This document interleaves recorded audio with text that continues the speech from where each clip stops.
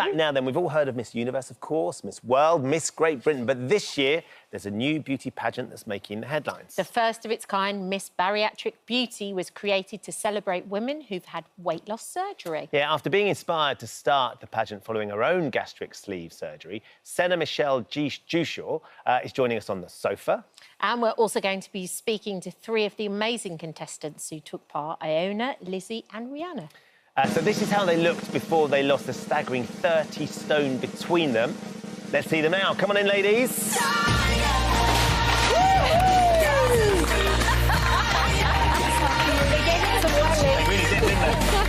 Come and join us. Lovely to see you all. I mean, you seriously gave that some welly, ladies. You wouldn't want to mess with you guys. How are you? Good morning. Good morning. I think you might need to budge up a little bit to get all the girls on with their amazing outfits. Welcome. I think you all arrived as I arrived this morning, didn't it? Yeah. I didn't. It's funny because we turned up, we're not sure who's coming in, but to have so much glamour on the sofa is a real treat. I know, all before 11 o'clock. Amazing. Yeah. So, look, we're joined now by Iona Thomas, who lost 10.5 stone since her gastric bypass last year. Lizzie Penman-Green, who lost 11 stone after having a gastric sleeve. And Rihanna Berry, who has dropped 8 stone after getting a gastric sleeve. Really wonderful to meet you all. Thank you all for coming and joining us today. Yes, thank you so much. And first of all, let's say, not with the weight, but just you all look as though you exude so much confidence and glamour now. Well done, ladies. So, Senna, you started this this pageant. Why did you do it? So, I had weight loss surgery in June 2021. Yep. Really unconfident, you know. There was times before that I didn't want to leave the house with my children because I just felt like people would look at me and judge me. I've lost 8.5 stone now, which is incredible. And last year I got approached by the Miss Great Britain Surrey regional director, and she said, I'd really like you to come and have a go. And I thought, you know what, why not? Let's just jump at new opportunities. And I absolutely just fell in love with pageantry and the values that Miss Great Britain has. So after that, you know, I just felt so empowered by the feeling, kind of the metaphor of putting yourself out there on stage, that I thought, I want to share this feeling. How can I do that? So I created the pageant to kind of encourage girls to just beat their fears and just put themselves out there and go for it. And it's kind of not just about, you know, beauty. I mean, they all look stunning, but it's not just about the beauty. It's about getting that confidence and saying yes to new opportunities following this journey, because I just think that's really important. So. What operation did you have and how did you feel beforehand? So I had a vertical sleeve gastrectomy. Right. So I had 80% of my stomach removed. Beforehand, like I say, I was really unconfident. I did have postpartum depression after my first baby, and I just didn't want to leave the house. You know, I stayed in dark clothes. I just didn't really feel like I was living. I was just existing in this body. So since having it, my life has changed so much. I've gained confidence in myself. You know, I go out, I'm happy to, you know, just go out and try new clothes. It's just such an incredible experience. And the opportunities it's given me since gaining confidence, I've kind of, you know, changed career paths a little bit because I didn't feel like I could interview for positions before. And now I have the confidence to sit there and say, this is me. Amazing. It's amazing. Iona, let's talk about you, because when you hear about a competition like this, would you ever have entered a beauty competition? Absolutely not. The self-esteem was not there. The confidence was not there. I've sort of suffered with my weight for such a long time. I just thought, oh, this is life now. Like, I'm not gonna go out and experience life. And it was only when I did have the gastric bypass and then noticed that things were changing quite rapidly that I was like, oh, actually, I like this. I like life. I like getting out there. I like it all, and I want to do it. You like being seen. You like being noticed. Yeah, I do. Yeah, I really do. And I feel like, whereas before, even though I was bigger, I would try and take up as little space as possible. Whereas now, I'm not so big, but I'm just like, well, I'll fill the room. I don't mind. Like, yeah, I'm happy to. You've got 2 little boys. Yeah. You can run around after, because that was one of the things that you were like, actually, I don't It was feel my fit catalyst. enough. Yeah, Right. my catalyst for surgery was the boys. So I just had my second son, and he was 2 months old, and I just felt like I couldn't do the nights. Like, it was down to my husband. Like, I didn't have the energy. I was just a blob. I couldn't move, and I just thought I need to do something now because I want to give my children the best life. And although it is for me, it was originally for them, and it's just that out of that, it's ended up. Lizzie, congratulations. Hello. You were crowned Miss Bariatric I was. Surgery. It's amazing. I can't, looking at all of you and watching these pictures pop up, Yeah. it's incredible, because, of course, you're there, but it's a different person that we're looking at now. What's your journey been like? My journey has been really, really good. It's been a really good journey. Through going through the pageant, when people say it changed my life, I always think, no, it doesn't really. But actually, it did change my life. Look, if you just look forward, if you look towards camera 2 there... It's a different person. I mean, that's... I look like I ate myself. Don't I? You can say that, Lizzie, because it's your picture. You look like somebody who was obviously having a good time that day, but the difference now, you can see it in your eyes. So before I was always confident. Even when I was big, I was confident. But it wasn't a real confidence. This is genuine confidence. Like, I love myself. I actually really love who I am. My body carries around the vessel for my soul, and my soul is so special. So why wouldn't I want the best vessel for my soul? It's so interesting, actually, Rihanna, how you can go and enter the competition, and congratulations. Thank you.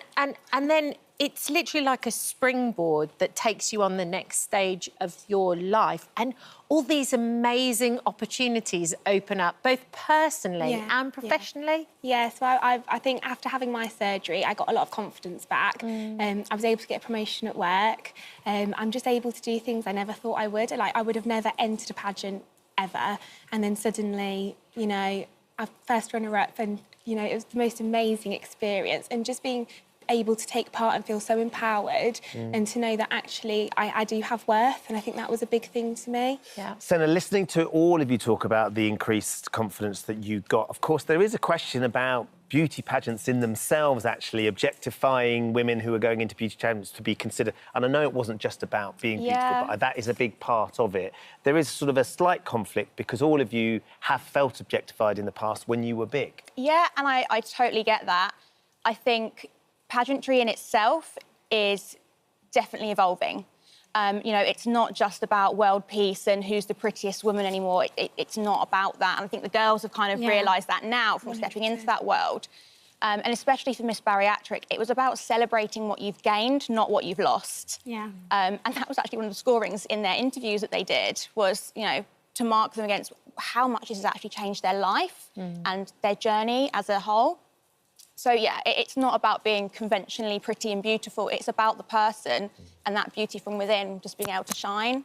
And there's actually, like, self-confidence classes you do too, right? We did, yeah. So the day before, the girls all did a masterclass. That was actually, one of the sessions was held by the current reigning Miss Great Britain Surrey, which is Hayley Burton. And she has a platform called Confidence Crowd. So she came in and she did a session with the girls, and amazing. it You was love it. just It was amazing. It incredible. just Life-changing. I left that with more confidence than I knew how to carry. Like, a little while, like 2 weeks before the pageant, I was going through a bit of a rough time, and I didn't feel good and I didn't feel confident. And when I left there, I felt like the most confident person. Yeah. It was amazing. I mean, there were so many tears. You can just see it in all of you. For and sure. very excitingly, Rihanna, you've just got engaged as well. Congratulations. Thank you. Sparkler. God, There you go. lucky. This is the moment. Oh, we got a ring. Go back to the big moment when your fiancé, who you've been with for a long time. Yeah, I've been together so it was our 8-year anniversary actually when he asked me, and I really wasn't expecting it at all. And yeah, I just feel very lucky. Amazing. So cool. I'm sure he does as well, Rihanna, more importantly. He'll be thrilled to bits. Congratulations to all of you. Yeah. Senna, Thank thank you for coming in and sharing your stories with us, because it's really, really inspiring. Yeah. Thank you. Thank you. Thank you so much. Thank you for visiting our This Morning YouTube channel. We upload new content every day, so go ahead and hit that subscribe button so you don't miss out, and we'll see you in the morning. In September last year, we once again partnered with Calm, which is the suicide prevention charity, Campaign Against Living Miserably, to highlight the number of young lives lost to suicide. As part of the Miss Birthdays campaign, thousands of balloons were floated in Westfield, London shopping centre, each one serving as a tragic reminder of a young person who had taken their own life. In the last decade, 6,929 young lives have been lost to suicide in the UK. And as the work continues to raise awareness, today we're joined by parents Jenny and Jack Swift, whose 15-year-old daughter, Evelyn, is one of the many who never reached her next birthday. Happy birthday, Evelyn, my beautiful girl. From the moment I first held you, my world changed forever. Sad. Happy, sad. You've brought sunshine into our lives with your kind heart and amazing hugs. That beaming smile that can light up any room and your infectious laugh that always sets everyone else off. It hasn't always been easy, but you make us so proud every single day. You've brought so much joy and laughter into our lives, and I feel so proud to be your mum. Happy birthday, sweetheart.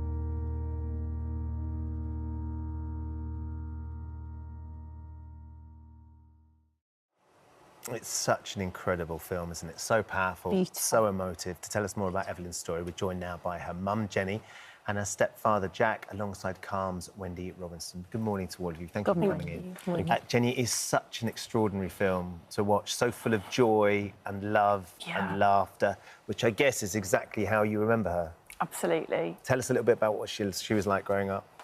Evelyn was awesome, just an awesome human. She was happy, she was kind, she was bubbly, really intelligent. She loved primary school, she loved learning, she loved helping others, she loved baking. That was a real passion of hers. And what kind of things did you enjoy doing together as a family? We loved going out for walks. At home, she would build dens with her little brother, and she started baking with him and letting him lick the spoon, you know.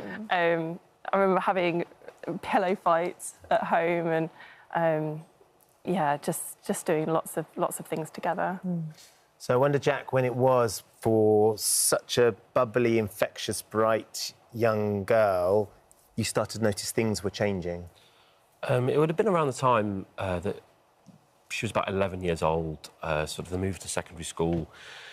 Yeah, it was quite a tricky time anyway in our family for a number of reasons. And, yeah, she found that kind of transition quite hard. And there was a few kind of, like, behavioural things that we just weren't kind of sure about. So Jenny took her to doctors to get sort of checked out and stuff. And, yeah, it was around about the time she was 11. And what was the response from the doctor at that point, Jenny? Because obviously no one knows your daughter better than you do. So you've seen signs of changes. Yeah. What happened when you took her to the doctor? I'd seen signs of kind of withdrawal and just kind of growing more insular. And I took her to the GP and they said to me in front of her that there's no point referring her to CAMS because they wouldn't see her unless she was suicidal. Gosh. And how did that sit with you? Well, we went away without any support at that point, and it was really, really difficult. Evelyn felt like she didn't deserve the help at that point. And as a parent, that's really hard when you've asked for help and there wasn't that. We did reach out to the GP, but we didn't get any response. She was clearly having issues with her body image as well, wasn't she? Yeah. How did that manifest itself? In various ways. I mean, I remember a couple of occasions where she wasn't very happy in her own skin. And it was really difficult to watch. It was difficult to watch, and we, as parents, I think it's fair to say, didn't sort of, like, know quite how to deal with that all the time. And, like, we learnt along the way. But initially, it was really, really difficult. In terms of how it manifested, I would say that we noticed that she wasn't eating her lunch at school, like she'd bring her lunchbox home. And initially, you know, we thought she's having breakfast at home, she's having a dinner, we'd sit around the dinner table as a family. So we weren't overly concerned and thought, you know, peer pressure, it's that age. She started wearing baggier clothes because she wanted to hide her body. Right. It was those kinds of things. And so then how did it spiral from there? And how did you then go back and ask for more help? Because you're absolutely right. As parents, we don't know how to deal with situations like that. You need help from somebody to help you be able to handle it. Yeah. So I became more concerned about Evelyn's behaviour and her withdrawal. And I searched her room, actually, and I felt like I was betraying her trust, but I was so concerned. You understand. And I found a note that she'd written that showed her intention to end her own life, which was a huge shock for me to find. But it led to a discussion with Evelyn about having dark thoughts, and I took her back to the GP. Yeah. We got her some support at that point. But at that point, I didn't use the word suicide. I couldn't bring myself to use that word for some reason. And I know now that that was not the best way to have that conversation, but it was a starting point with what I knew at the time. Yeah. And so then what did you do next? How old was Evelyn at this point? 13? About 13, I would say, yeah. And so then how did you try and put action into motion to improve the situation? And did it improve? I think shortly after I'd taken her to the GP at that point, we went into lockdown for COVID. So I took her to the GP in maybe the February time, and we went into lockdown in March. So it was really, really tricky. And you said it earlier, didn't you? It turbocharged her illness, I think, at that point. I think there are so many people who found the pandemic so tough in so many ways, but if you were vulnerable already, it must have been really... Did she withdraw more? Definitely. I'd say so. I think there was no escape for her because we were around all the time, because we were all at home. So therefore, we could see how much she wasn't eating. Like, although we kind of knew already in certain ways, we sort of put a lot of that down to, general teenage anxiety around stuff like that. And but there was no escape for her, and then it built and built. I think it was also, there was a lot of things online about exercising at home, and she felt the peer pressure. So when she was doing Zoom calls with, friends and things like that, if someone else had done exercise, she would then feel guilty if she hadn't exercised. And it was just this vicious cycle. And then she didn't have an outlet, to go out and see other people. So I think, a lot of young people struggled at that time. So it got really bad, but things did improve, didn't it? She changed schools and you went on a family holiday, and all of you felt like there was some hope because she was talking about the future. Yeah, I think there's a big bit in between where she was really, really unwell and she'd been in hospital for a long time. But when she came out of hospital, she was talking about the future. She wanted to be a mental health nurse. She would say that she didn't want other people to go through what she went through. And she was talking about sixth form. We'd got her a place. She's got earned a place in a local sixth form to study health and social care. We were talking about a holiday to Italy, because when she'd been really, really unwell with her anorexia, we'd said this target in the future of we're going to go to Italy and we're going to eat pasta and pizza. And we just started talking about that again because she felt ready to take that step. So it seemed as though at times that we turned a corner. Which all seemed like a positive step in the right direction. But there was a day when you were out, and I think you were doing gardening? Is that right? Yes. So she'd had a sleepover with a friend the night before, and she was absolutely shattered, basically. Because they'd stayed up all night like teenagers. Yeah. Basically, yeah. And so you'd gone out, and I was at home, and I was just kind of doing a few jobs, and I kept checking on Evelyn as per our sort of agreement with CAMS. We would still do 30-minute check-ins. Right. And I went to check on her, and she wasn't there. And And what went through your mind at that point? A lot of panic. I rang Jenny straight away. I then rang the police. While I was still on the phone to the 999 operator, the police... Actually, we live quite close to a police station. Policeman turned up. There's actually somebody who had visited our house before when Evelyn had been in a crisis. So he was like, oh, I know you guys. Like, we went out to look for her. We knew that she would be struggling and why she had left the house. Yeah. And tragically, it was too late, She of never course. came home. And she never came home. Wendy, it's listening to Jen and Jack tell their story and so many things that they went through. You're nodding along because I'm sure you hear it over and over again with the parents who come to CAMS for help. Yeah, absolutely. I mean, it's deeply tragic, and we're so grateful to Jenny and Jack being involved with us in this way, because it's these stories that bring it to life for people, because I think we don't necessarily take young people and suicide as seriously as we might, or we don't put those two things together very much. But actually, when we've spoken to parents, they tell us that our young people are struggling more than they have done at any other time. So we wanted to be able to provide something practical, not just for parents, because I think it's a heavy weight to carry on your own, bringing up a young person, but any trusted adult to help them be able to be aware of how to have these conversations. As Jenny said, you know, to be able to say the word suicide, it still sticks in people's throat. We're worried, I think, that if we say it, we put it into someone's head, that if they weren't thinking about it, might trigger that. But actually the opposite is true. If you say it, it kind of bursts that bubble and somebody can start to genuinely share what's going on, because suicide thrives inside darkness and keeping it to yourself. So when you open up, it brings light into it. So you've devised these calm care kits for parents and for adults and for anybody in this sort of scenario. Just explain what they are. Yeah, so it's an online resource. It's the CARE stands for very specific things. So C is about learning to check in, to actually build in a regular conversation with a young person, probably before they get to that kind of crisis point, so the young person knows that you're somebody they can bring their general kind of issues with, or something more serious. A is about ask, and this is about ask directly about suicide, and we've created this kit to help people learn how to do that.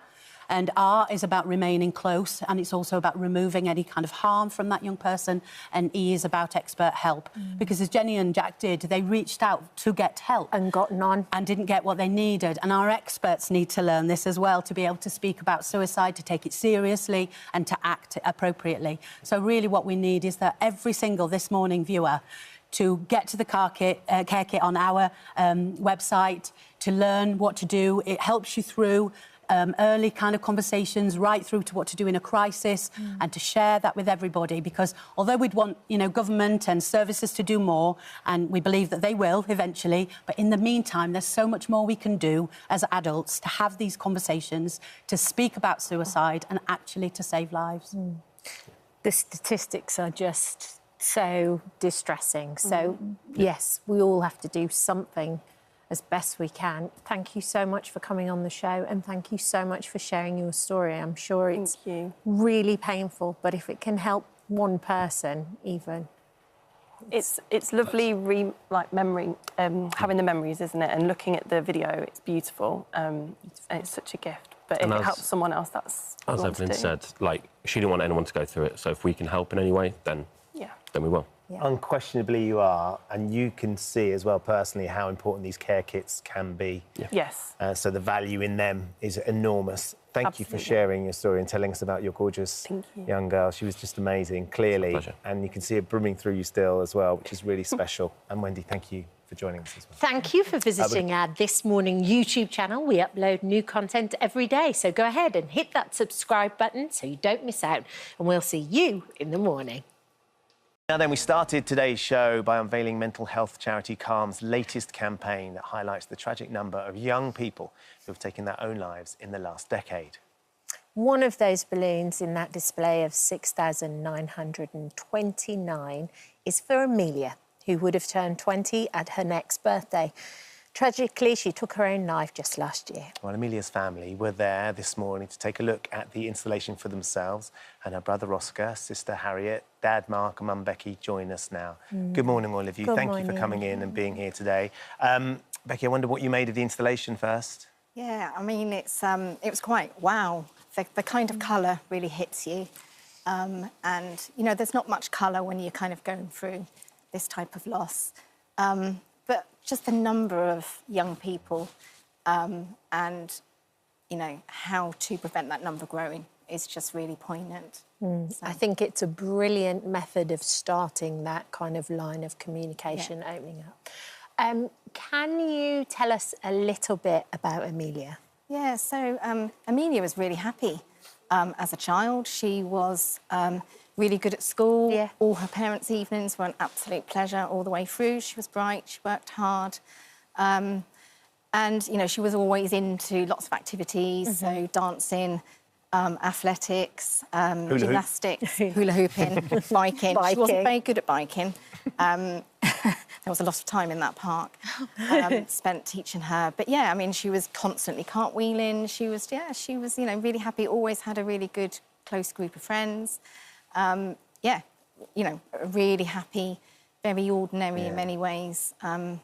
Life. And Oscar, what was it like what were sort of the dynamic between the three of you as brothers and sisters? Did you all get on well? Was she fun to spend time with, or would there be the usual sort of sibling fighting and things like that? There was a bit of both, really. She was always like the role model because obviously she was the oldest, so she was trying to keep us in line. Yeah, it was it was a bit of a weird dynamic in that me and Harriet would just be causing mischief and she'd be trying to... Yeah, we'd be the ones fighting and then she'd be the one that we went to for advice and stuff like that. Yeah. So she was a bit of a sage, but also a little bit bossy with you as well. Yeah, she was really bossy. She really liked being in control. Yeah. And Becky, when was it that you saw any kind of changes, or when did you begin to worry? Was there one significant point, or was it gradually over a period of time? Yeah, I think, you know, hindsight's wonderful, isn't it? And you look back and think there were probably more triggers than we recognised. But probably from the age of 16, and I do think COVID masked some of her kind of symptoms. For sure. It was very controlled at home. It was very, you know, very safe. But I think really it's just after her 18th birthday, that January, was the first sign of kind of depression. But she just seemed to kind of snap out of it. And, you know, when you think, well, it's just, you know, the time of year or one to watch or stress of A-levels or... And when you say depression, what were the elements of it? So just struggling to get up. Okay. She'd worked really hard for her mocks and then seemed to kind of lose a bit of motivation and seemed to struggle to be getting her work done. Just kind of minor, nothing that you would put outside. Just little things, but a collection of them. Definitely. Mark, I'm sure you've all talked about this endlessly and tried to understand how and why it happened. Was there a moment that you didn't know about that had happened, or was it as, you know, was it just as simple as it was the overwhelming feeling of being at that stage in her life that sort of got on top of her? I think the thing that really crystallised it for us was when she went to university. That seemed to sort of bring the whole thing to a head. So when she first went to university in 2022, she fell over very quickly within 3 weeks and had to come home. And that's when we realised that there was probably quite a serious problem. We had seen some signs of depression before that, but this is when we... How was she feeling? I mean, I mentioned this to you earlier, and I said we dropped our eldest off at university yesterday, and there's undoubtedly a lot of nerves and anticipation, but also excitement as well. How was she feeling about going to uni? I think in the run-up to it, I mean, I think because all her friends are going as well, so, you know... There's a buzz. There was a buzz about it. She was looking forward to it, and it was only really once, because we took her down to Kent University, all her stuff, and we were settling her in, and she was just crying. She couldn't stop crying. And we couldn't really understand what the problem was, and she couldn't really tell us what the problem was either. Right. So we were staying locally with friends, and we said, look, we'll come back tomorrow if you're still feeling like this, but just see how you get on tonight. You know, go and talk to your flatmates and what have you. And so we went home the next day, and everything seemed to be okay. But then within a couple of weeks, she'd pretty much crashed and said, look, I've got to come home. We said, just come home. If you know, we don't want you. We don't want you being there unhappy. Just come home. Which is exactly what she will have wanted to hear, and what all parents would turn around and say. And then she seemed to get better a little bit, Becky, right? Yeah. So she was getting some treatment. For anxiety and depression. She was seeing a psychologist. She'd been seen to the doctors. And it took a few months, and there were some bumps in it, but she really seemed to be turning a corner, and she'd got her bounce back in her step, and she'd got some work in a restaurant. It kind of, she was talking about going again for university, switching courses, and it was all positive. And I think there was, a time when we thought, you know what? I probably should say during this time she kind of got an ADHD diagnosis. Okay. And that seemed to make so much sense and seemed to join so many dots. Right. And initially it was positive, but I think Amelia just had some shame about it, and she struggled with the, control mechanisms that she knew she needed to put into life to deal with the ADHD. Tried medication, but wasn't really Didn't do anything for her? Didn't seem to be working. She didn't seem to really want that route. Right. So I think, just overwhelmed. She did go back to university, She did didn't go she? back, and she was coming home at the weekends. We were trying to do things a bit differently, giving her the kind of ability. It was only 2 hours away, so she could, And then she just phoned up one afternoon and said, no, I need to come home. And I guess in a way, because one of the things that this campaign is about is getting people to talk, and you would have all been talking a lot at this time, and her being brave enough to say, look, I need to come back, that must have been a bit of a relief in a way, because you knew that she was going to be here and you could all look after her and give her everything that she needed. Yeah, I mean, you think your child is going to be safe at home. Yes. So I think, when she was home, she was very upset when she got home. But the next day, she seemed to be kind of much calmer, much happier. And I think, you kind of think, she's at home, we can get through this. There's a million different routes of getting to where you want to in life. Yeah. We can take time and, we, honestly thought that she was kind of at home and that we could see a way forward. But that positivity was masking something else, wasn't it? Which you now understand. Just to explain a little bit about that. Yeah, so she came home. She had a good day the next day, spent a lot of time with us all. And then the next day, I took her for a coffee, which I quite often did to get her up. Gave her a few jobs to do that day. We'd also arranged for some further psychiatrist support. So it was kind of like, let's start again. Let's see if anything's been missed. Let's... we had a coffee. She was very quiet, but kind of perked up by the end of it. Yeah. And then I went for a meeting in London, and that was the last time I saw her.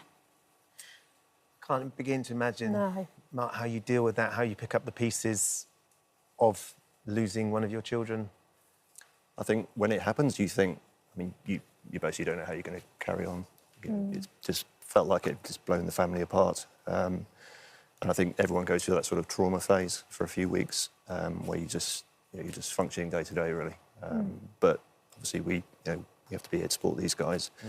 Oscar was doing his A-levels, so you just take it one day at a time. We've had tremendous support from our family, our friends, the wider community, and the town we live in, as well as some sort of external professional support. And our employees have been very understanding and accommodating. It just takes it.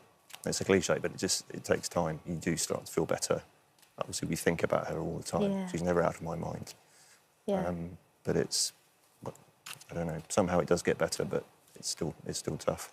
Yeah, I think we were talking last week actually about grief and how the grief never goes away, and it will always be there. And it's from loving somebody. You want it to be there to a certain degree because that's your, that's your memory. Yeah. So. Yes. But what advice would you give to any other parents that might be seeing some signs? Or, when I asked you about the question and you said in hindsight, these were little things, what would you say? I say listen to your gut instinct, because it's normally right. You know your child better than anyone.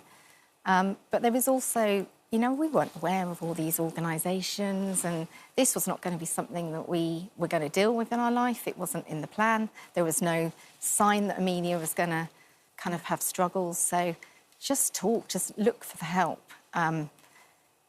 You're not necessarily going to find it in the NHS. It's very difficult to navigate mental health. But, speak to... There's so many organisations, of which obviously Calm. Calm is huge. Big one, yeah. Harriet, I wonder how you all like to remember your sister now as a family.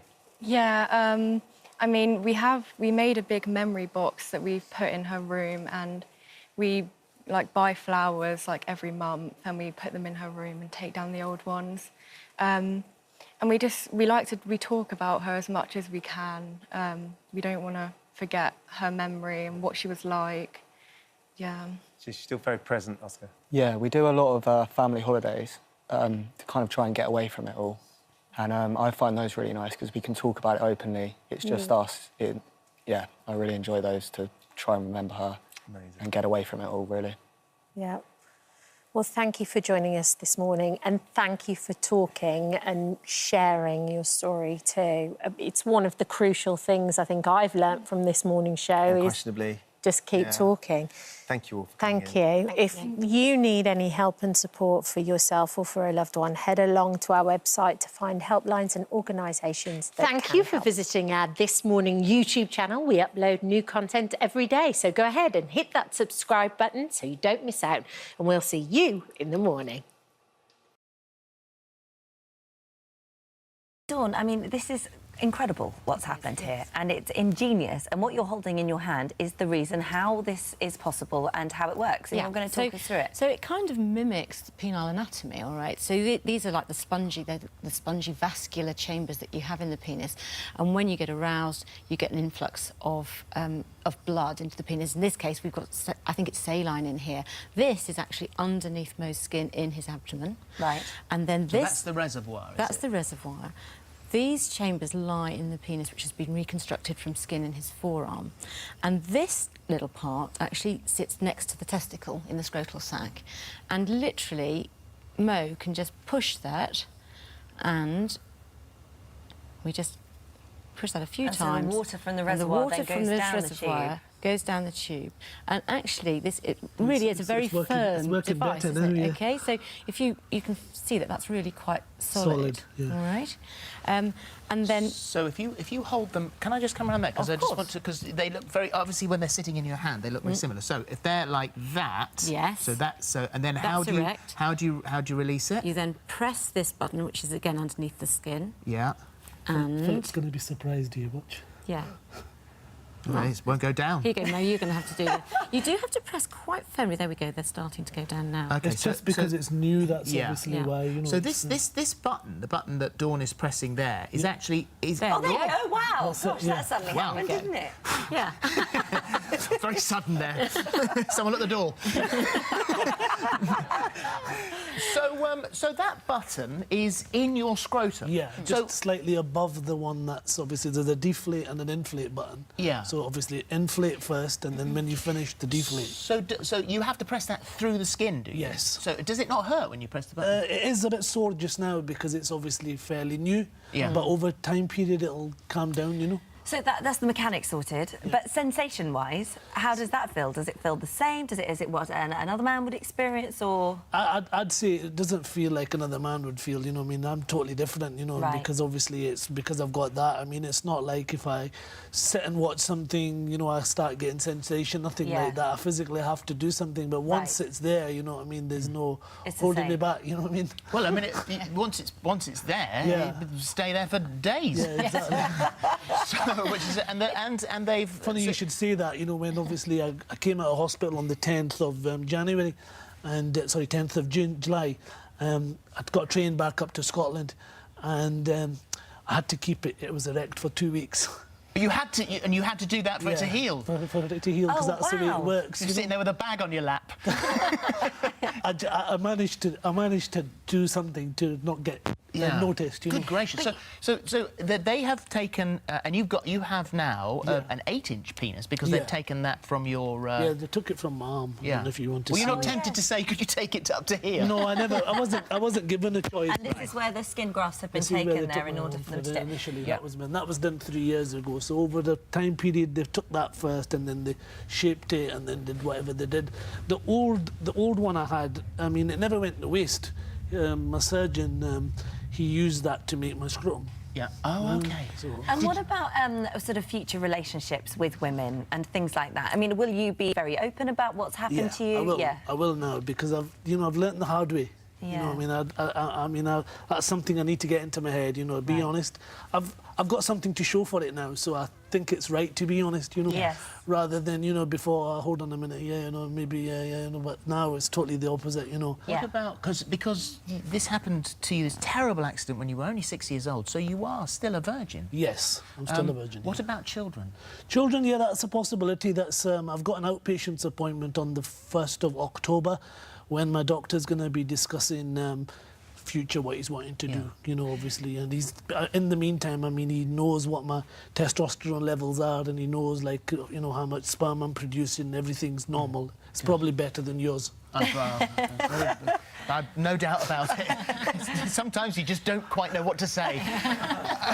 So that is actually it's quite heavy, isn't it? It is quite heavy, yeah. And you're aware that it's... Yeah. And we were having a conversation earlier, and you were saying, you know, you've been chatting to friends and saying, you know, does your penis feel heavy? Because, of course, this is all uncharted territory for Mo. So it is quite heavy. But, I mean, and these kind of devices are used, for example, in gentlemen who might have had their penis removed because of a cancer or something, or maybe for people who are impotent.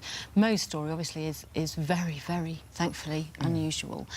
But although you lost one testicle, you retained one testicle, didn't you? And so that's why he can still produce sperm. And so, you know, fathering a child is quite a possibility. The physical aspect so closely with this particular part of a guy's body, so closely revolves around your mental state of mind. And we started off by talking about how you felt then. How do you feel now? Now I feel brilliant. I mean, obviously, you know, I mean, I'm still a virgin, but I'm working on that, you know. But I feel brilliant, you know. I mean, I feel like, you know, before people I always got the impression that I was walking along the road, somebody was talking about me, but not now, you know. I've got something to show for.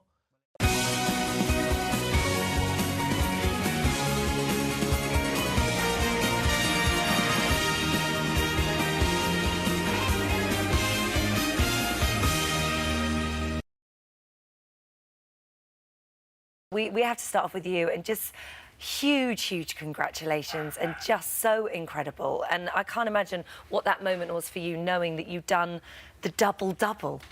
No, it was amazing. It was pretty amazing. It's every athlete's dream to, you know, to win Olympics, but, you know, to do it in London here at home, and then to carry another 4 years and manage to pull it off, the double. It was pretty amazing. That's incredible. What happens when you get home after all of that, just in your head?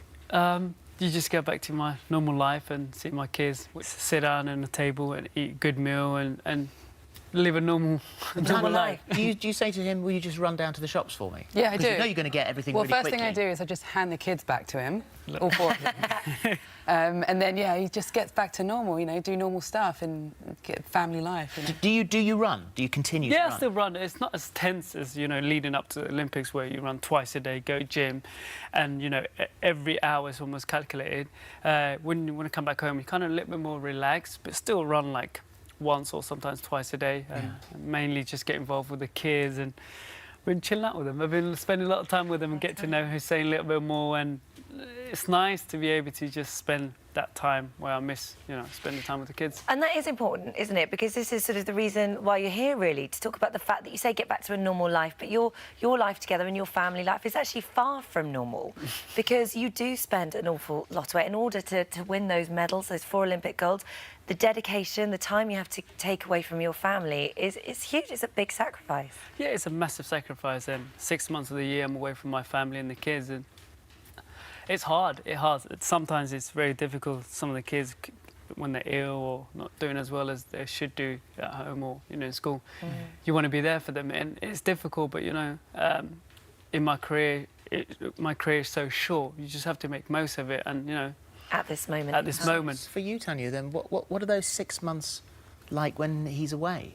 It's tough, especially now with more kids. Initially, it was when we just had Rihanna 4 years ago. It was just the one kid, so I could dedicate my time to her, and it wasn't as much of a struggle as it is now with 4 kids. So this year in particular has been hard because Mo's been away pretty much all year. So I find myself just knuckling down and trying to forget about that side of things and just focusing on doing what I need to do while he's gone. So first couple of weeks after he's gone is an adjustment. That's the hardest part. And then when he comes back, the same again. But in between, you just get conditioned to it, you know, you just focus on what you need to do. What's that adjustment like when he comes home? It's difficult because suddenly we've got Dad again, and there's a bit of a limbo period, and then he's as messy as anything, so he comes home and the house is a tip. He comes home and brings 3 suitcases. You are an Olympic mess maker, aren't you? Gold medal. I'm definitely up there. It's hard because 6 months a year you live away from home, and you have to get comfortable wherever you go. And I normally like to take a lot of stuff, like a lot of gadgets, a lot of clothes, and when I come back, my room is just... The house is like that. It's like a mess. Yeah. So how long does it take for you all to fit back into the routine?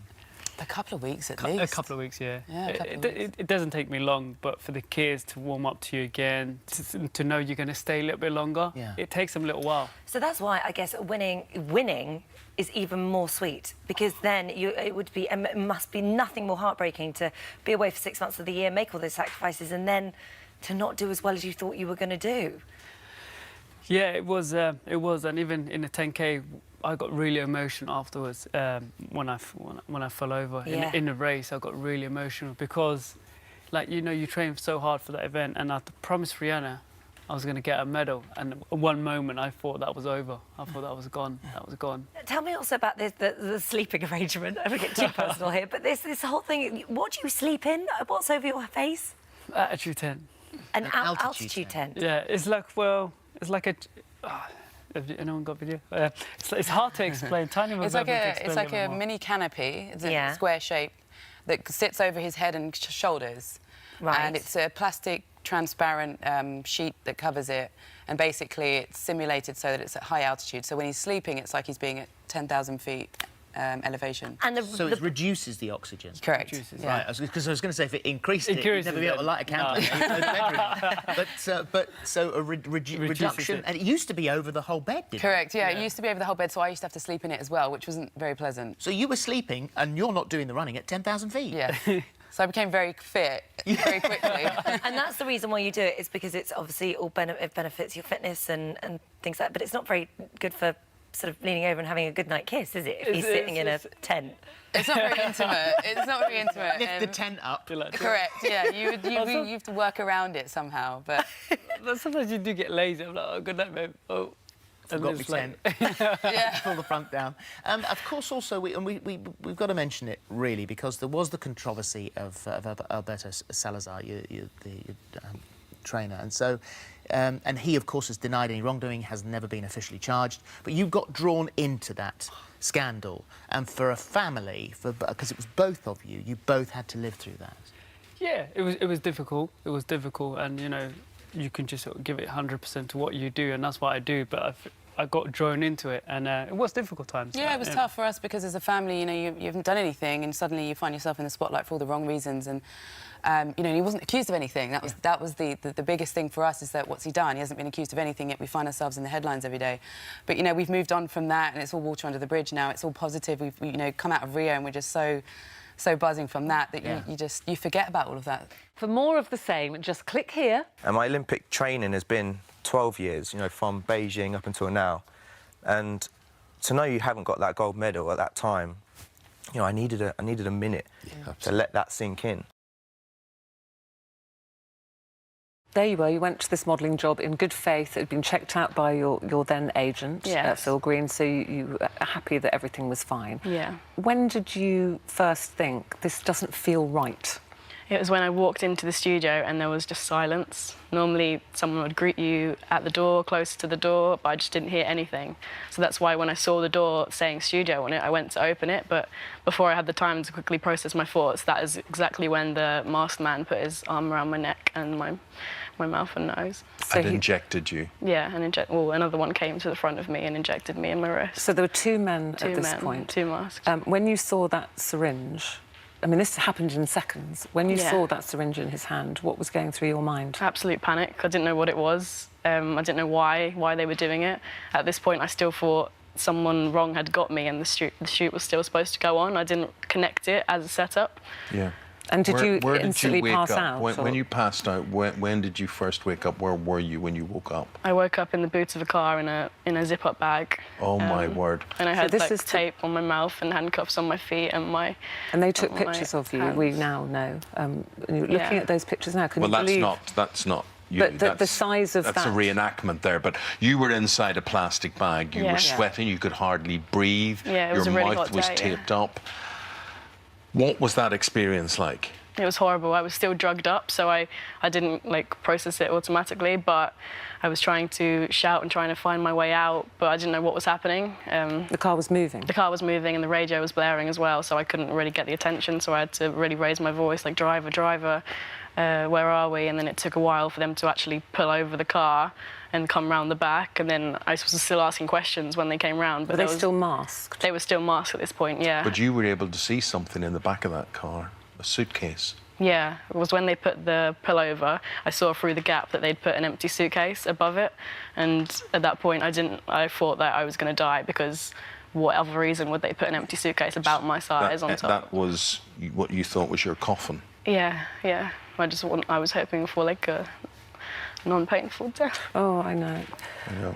Do you know, Chloe, I think when we saw you give your news conference, and even when you started this interview talking, I think you speak very well, you're very well composed, and a lot of people don't understand that. They understand what they see now, but they don't understand why you're not constantly on show as a nervous wreck. Yeah, that's just how I am as a person. I try to be as strong as possible.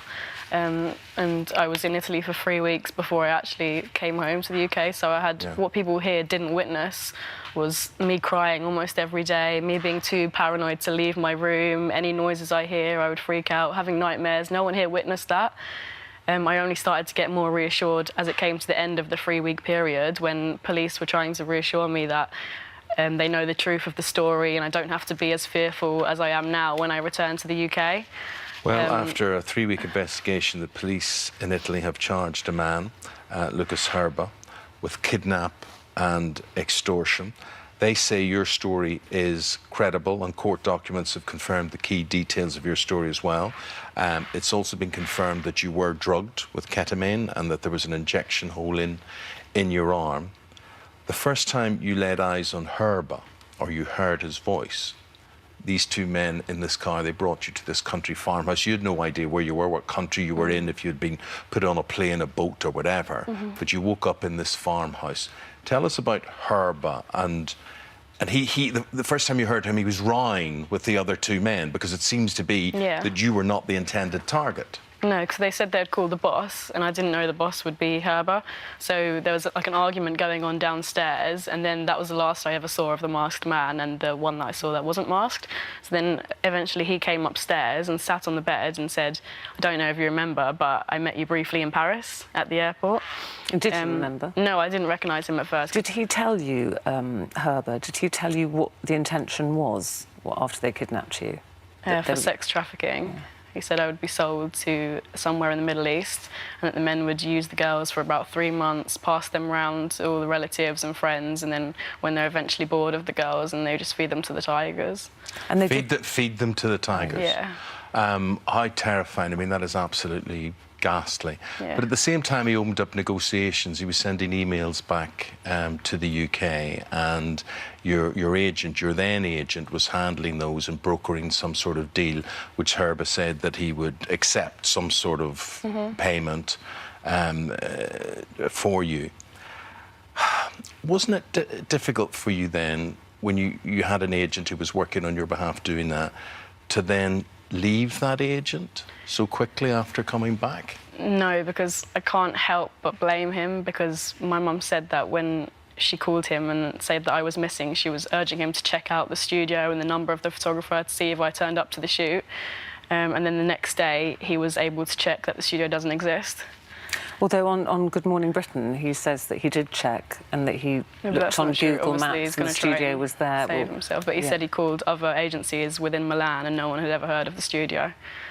So I did feel really let down, because I don't take bookings through my email or DM on Instagram, because for that reason I feel that it's not safe. But then to rely on a manager to have done all the checks and then be let down and almost lose my life because of it, of course I'm going to change agency. I mean, all this, when you read it all, it sounds like a film. Yeah. You know, it's incredible to think you're sitting here.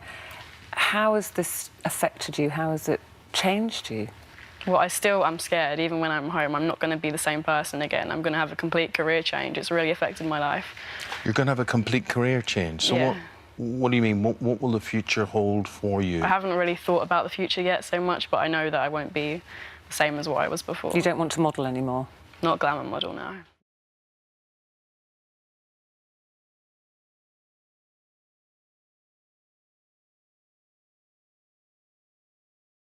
It's World Continence Week this week, and currently 1.5 million children in the UK are living with a bowel or bladder condition. Yes, so Dancing on Ice star Molly Pearce has teamed up with 8-year-old Katie Thurling, both of whom live with stoma bags, to help break the stigma and encourage others to speak out. The pair join us now alongside Katie's mum Kelly to share their stories. Good morning to all of you. Hello. What glamorous couch this Very, is. very glamorous couch.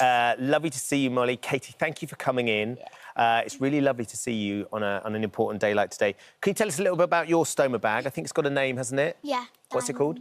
Diamond. Why is it called Diamond? Well, Diamond is a girl's best friend, and I just honestly love diamonds, and I've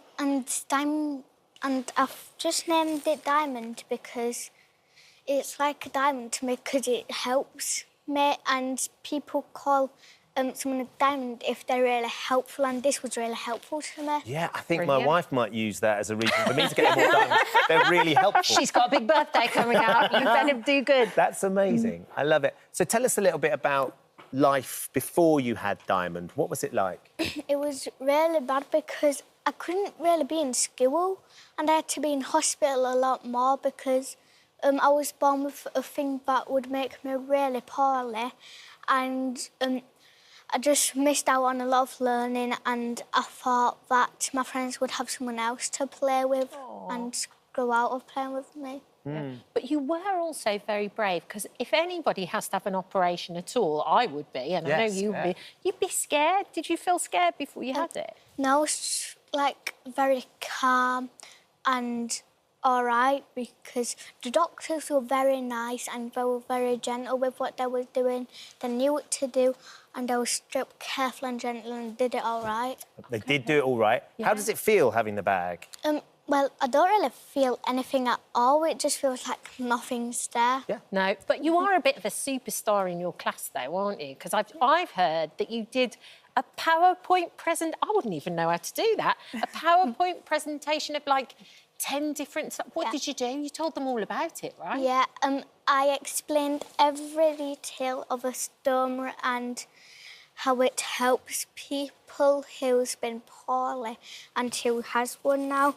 And I was happy that they asked me questions, because whenever people ask me questions, it makes me feel happy because they want to learn, and a lot of my friends wanted to learn and ask me a lot of questions. It's brilliant that you're so happy to share, because it changes everything. And I know that you've used your voice and your experience to help other people as well, because the importance of having bathrooms for people like you that have stomas, and public bathrooms that are set up as well. What have you been able to do?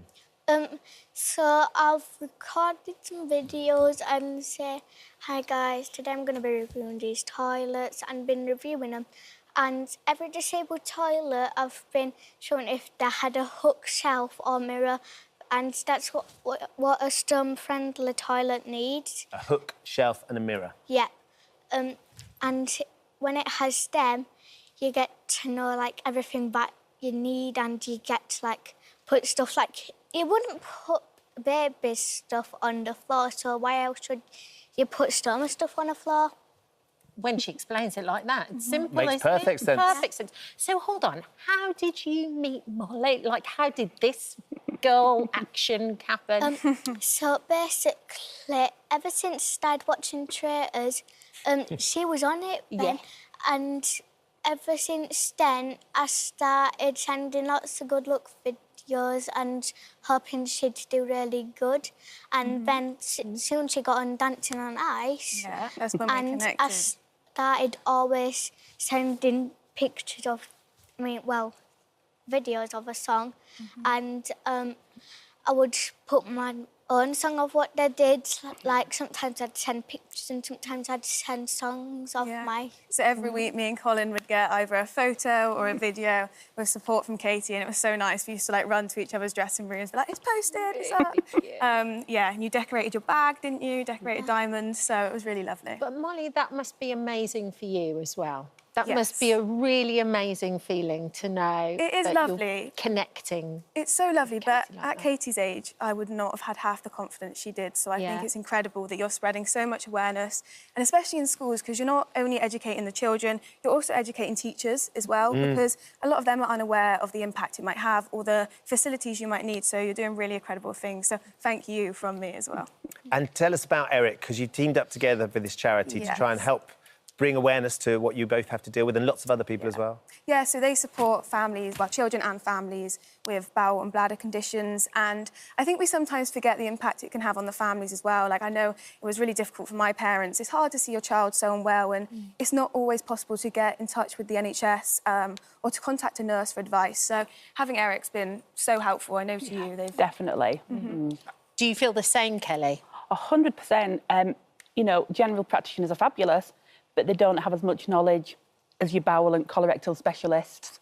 And, you know, as much as you have wonderful stoma nurses out there, they're not 24/7. And Eric, even though they're not 24/7, you know, you can drop them an email at any point as well, and their support is invaluable. Do you identify what Molly was saying? She was saying it was difficult for her parents to see her being ill, and you must have experienced that for Katie. 100%. And it's that you'll always have a mum guilt. You know, am I going to be resented later for potentially having scars on her little body? Is she going to be thankful? But it's the best thing we've done. You know, you're a new child, aren't you? Yeah. Happy, healthy and love life. But she's had some comments in public as well, though, hasn't she, that haven't necessarily been... I mean, I'm sure she's dealt with them like only she would, but what sort of things has she faced if you've been in comment in public? People being disapproving of the fact she has her bag out on show. We've had children at a shopping centre asking their mum, "Oh, what's that girl got a bag on her tummy?" And the response, "It's disgusting, you don't need to know about things like that."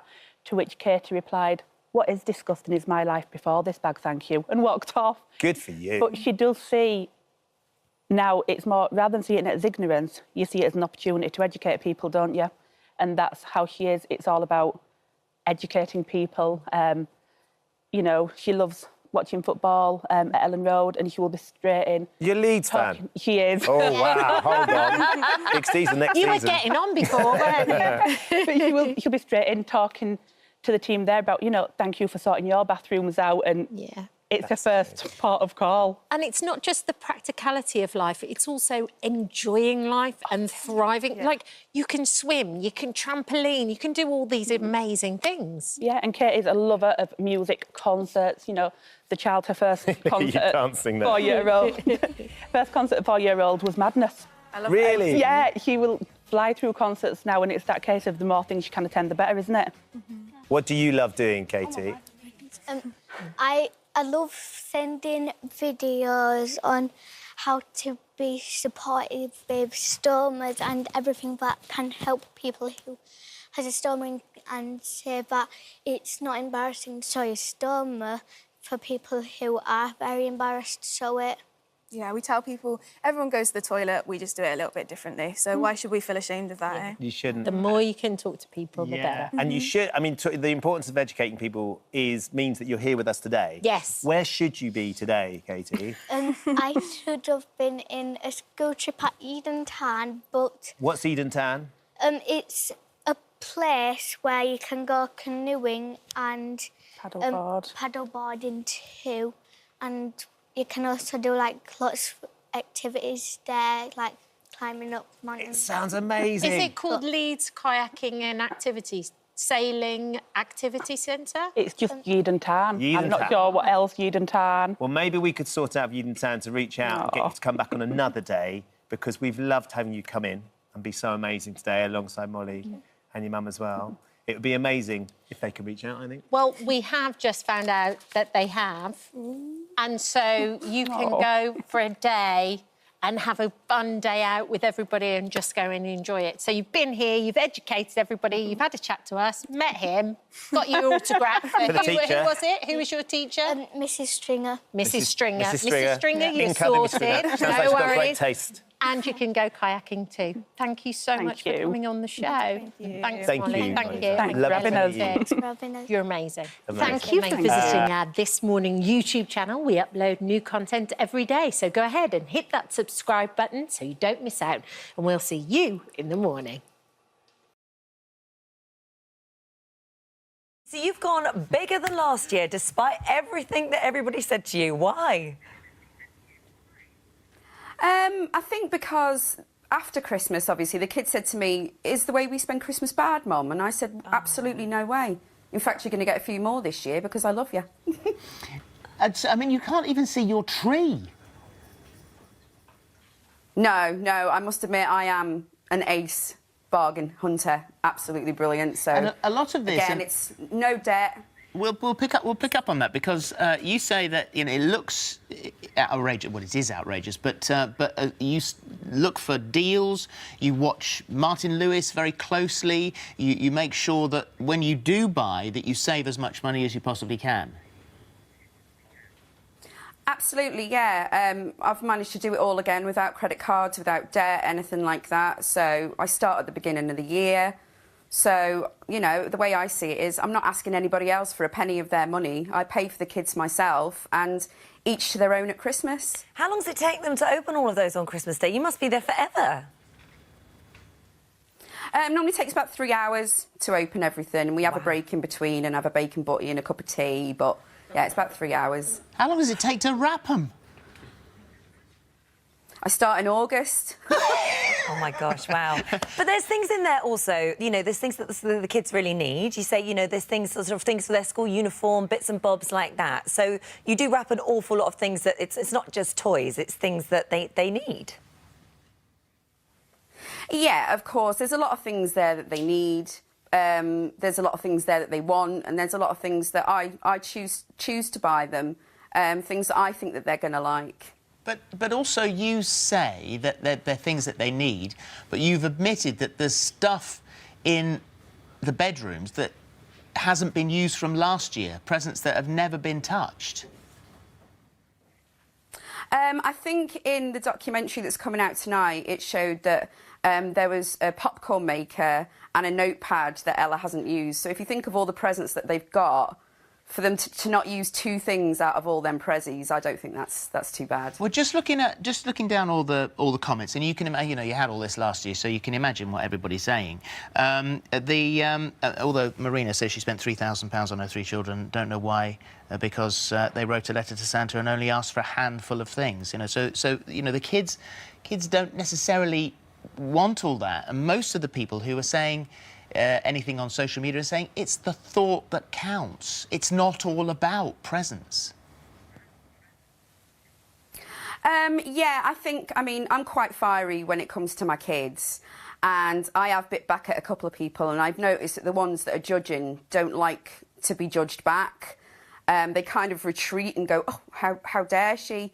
So I think a lot of it is keyboard warriors and people that, the ones on my wavelength just think either good for her or it's not my cup of tea, but it's up to her what she does. She's not on any benefits. It's not the sort of... That's not the essence of that site behind you, magnificent as it is not the spirit of Christmas. I think if I was doing it 365 days a year and giving them gifts every day, I'd be spoiling them. For us, we don't go out partying every single weekend, you know what I mean? You won't find me at a bar necking Jaeger bombs every weekend. I'm at home, me and my partner, we work hard all year round, and if that's what we decide to spend our money on, our children, for one day of the year, well, then why not? Who's anybody to judge it? No, totally, but sadly they do. And also, as tough and as strong as you are, it did affect you last year, and it affected you so much so that on Christmas Eve you ended up in hospital. I did, yeah. I think if anybody goes from being a normal mum at home watching telly to then being in America in front of millions of people on telly, it is going to take a stress and a strain on you. That's why this year I feel so much stronger in myself. I think, my tree gave me amazing opportunities this year, both in film and TV, and I'm still on the same lines as last year. If you don't like it, if you're appalled by it, scroll on. If you find, oh, it's boring, turn the page. Don't look at it. I'll do what I want to do. You do what you want to do. It's not a problem. What does your husband get? Has he got any prezzies in that pile? Oh, yeah. I've got him a little bit less little bits, but he's got a couple of really big presents this year, like main presents what about you? that I know he's going to be made up with. So have you got loads of presents? Me, I get a few bits, yeah. Me, yeah. I get a few, off the kids. The kids buy me little things and James goes out and buys me bits. But, yeah, they say it's all about giving, and that's what I love to do for my family. I love to give them presents. And what's Father Christmas going to bring? It looks like everything's under the tree. He's going to be thinking, well, she's got everything. Father Christmas, he doesn't discriminate. He brings them a little sack, usually things that they've asked for on their list. So they're no different to any other child. Santa's agreeing here. He's all right. He agrees. Good luck, Santa. He can get down the chimney. He might not be able to get under the tree, but he can get down the chimney. Thank you very much indeed. And a Merry Christmas to your family. If you enjoyed that, there's more of the same right here. And make sure you subscribe so that you never miss the best moments from this morning.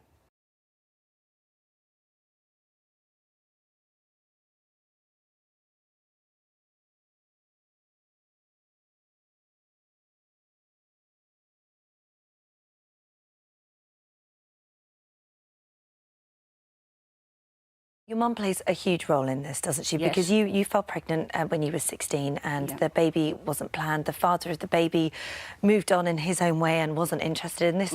And you knew if you told your mum, she would make you... She'd force an abortion. Force an abortion. So you kept this completely secret entirely to 6 months so that was not an option that she could force you to have. Yeah. And her reaction to you having a baby straight away was, you can't have this. And in fact...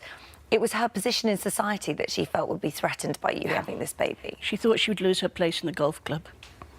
It's extraordinary, isn't it, really? Sorry. No, I can understand. I can understand how you feel about this entirely. A different world back then as well, growing up in South Wales in the 70s. Very, very different. It's... I suppose my mother was a product of her time as well, really. Yeah. She was the ultimate 50s housewife. You know, they had cocktail parties with French bread made into millipedes and, you know, ladies wore frocks with big skirts and life was perfect. And if you were really perfect, you gave your husband a son. You didn't have twins, a boy and a girl, and the girl survived and the boy didn't. No, that what happened. And I never got forgiven for that. Right. And so what did your father say when he found out?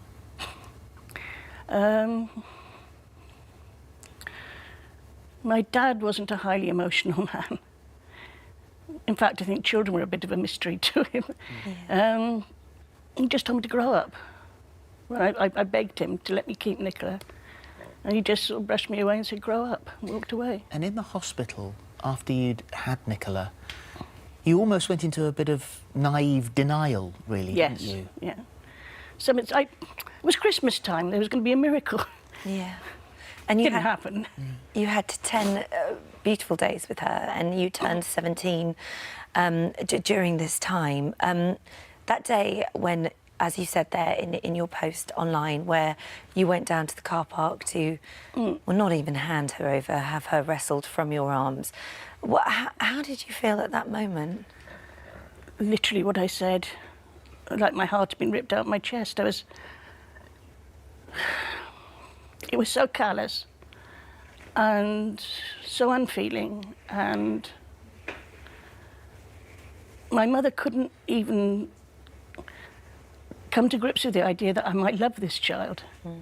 As far as she was concerned, it was a little bastard, and that was it. And that's her words. That's what she said, didn't she? Yeah. And right, from that moment on, there was no hug afterwards, after the baby had gone? Nothing. She arranged for me to go away for a few days to recover. I came back and had a nervous breakdown. And she never acknowledged that she had a granddaughter? No. Or that you had a daughter? No. Not until she was dying 2 years ago. And what did she say? Just before she died, she said, you told me you'd never forgive me. And I said, yes, I did. And is that the last thing that was said, or was there more said? I said, let's talk about something else. And so, when you got that picture on that first birthday, the only picture you have, and it's fading now over time, how did that make you feel when you saw her a year old? It was comforting. It was comforting because she looked beautiful. Her bedroom looked lovely. She had a beautiful cot.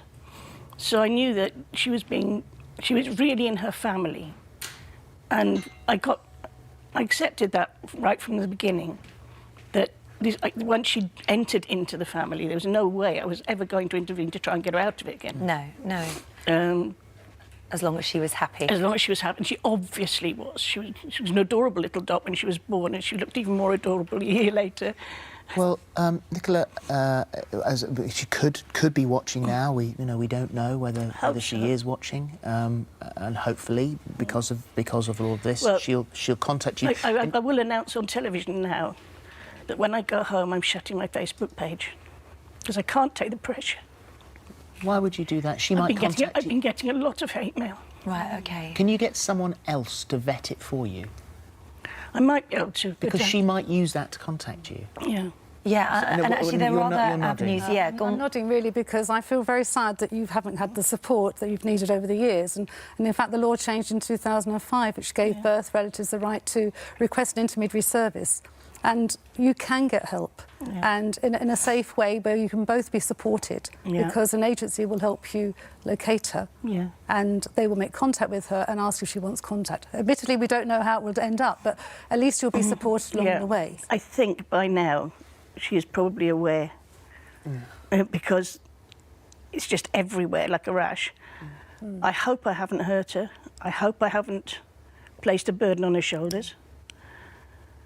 The thing is, though, that I just want closure. I want either to know her or for her to tell me, no, I don't want to know, and I would respect that. You were a 16-year-old girl.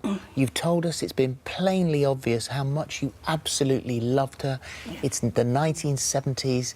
It's a part of the country where it's not as if it's here where things were a little more accepted. Welsh Valleys, it's not.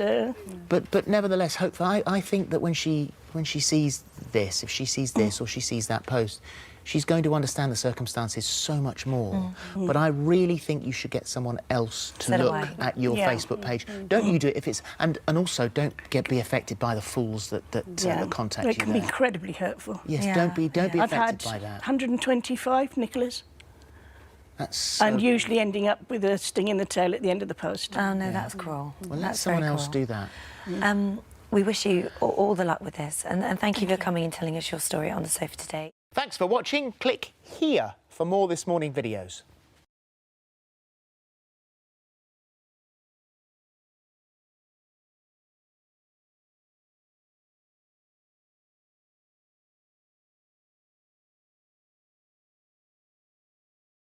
So tell me the story about the box. Where did this come from? The box came from my daughter. She made it for me for a surprise because she knows I love Barbie and I've always seen these boxes on Google.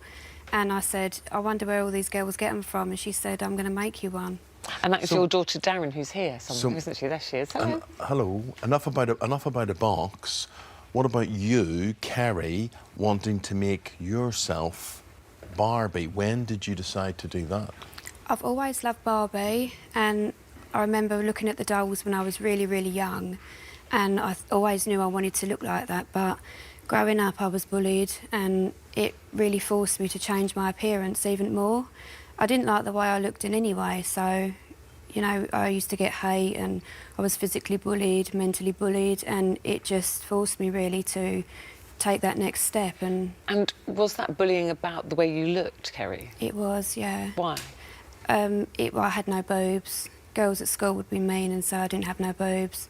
They all had boyfriends and I didn't, and they said it was because I had no boobs. But Kerry, I can understand that, and I would see how maybe you want to amend yourself or enhance yourself in some way. But because you choose such a recognisable figure, isn't there a danger that you continue to draw ridicule to yourself by being Barbie? You just didn't become a different version of Kerry Miles. You became Barbie. I wanted to change my look completely. I didn't like my look as Kerry at all. So I just went for the plunge and went quite extreme.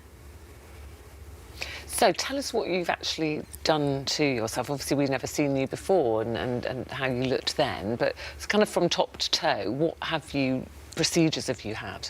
I started off having tans, hair extensions, nails, fake eyelashes, eyebrows, more expensive makeup to enhance it because they say it will, give you the better look. But that wasn't enough, so then I moved on to non-surgical facelifts, different skin products. I then started Botox, fillers. Do you tell the doctors or the practitioners, not just that you want the procedure, that you want to look like Barbie doll? I do, yeah. And what do they say to that? Some laugh, some say we're not going to do you where you look over the top. I mean, I've even been turned away from clinics because I want my lips really big, and they've said no way, they're not going to do it. But your lips are really big. They've shrunk a bit at the moment, and they're due another top up. And obviously you had a breast enlargement. I mean, you're very petite and very, very slim and petite. So how many sizes up have you gone? I went from a 30 to A/B, and then I'm between now a 30F to a H, depending on where I buy my bras. And Barbie has got notoriously a tiny, tiny waist. So are you naturally like that, or do you have to really work out in the gym? I've always been slim, but I'm training to do the bikini modelling, so I'm in the gym every day. So tell us about your day. So when you get up in the morning, what's an average day for you? To look like this, what do you do? What's your routine? I have a jacuzzi in the morning. I have a facial with all my electric face brushes.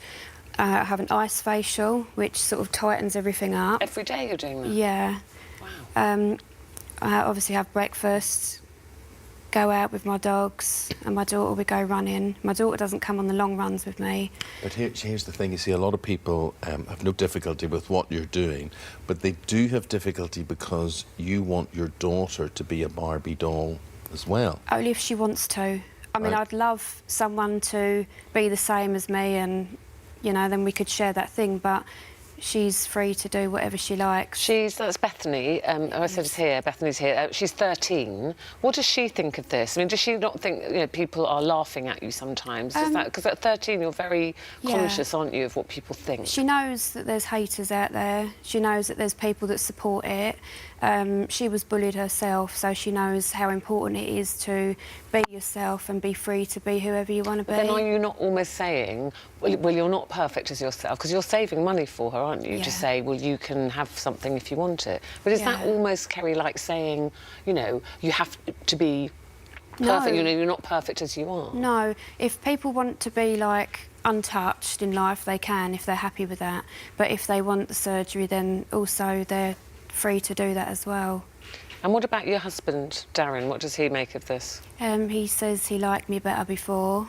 He doesn't really like the plastic, but I like it, and I love me now, and I didn't love me before. So if he said stop, what would you do? Divorce. You'd divorce him? Get straight to the solicitor, yeah. So this look is more important than your marriage? It is, yeah, because all my life I've done as I'm told, and, you know, been bullied into saying yes or no, I won't do that. And I just woke up one day and took the plunge and thought, I'm going to do what I want to do now. And are you happy, Kerry? Are you happy? Very happy. Very happy? Yeah. And do you do appearances and things? Yeah. Barbie? Right, Yeah. very good. Well, Barbie, thank you for coming out of your box to be with us today. Thank you for really having me. appreciate it.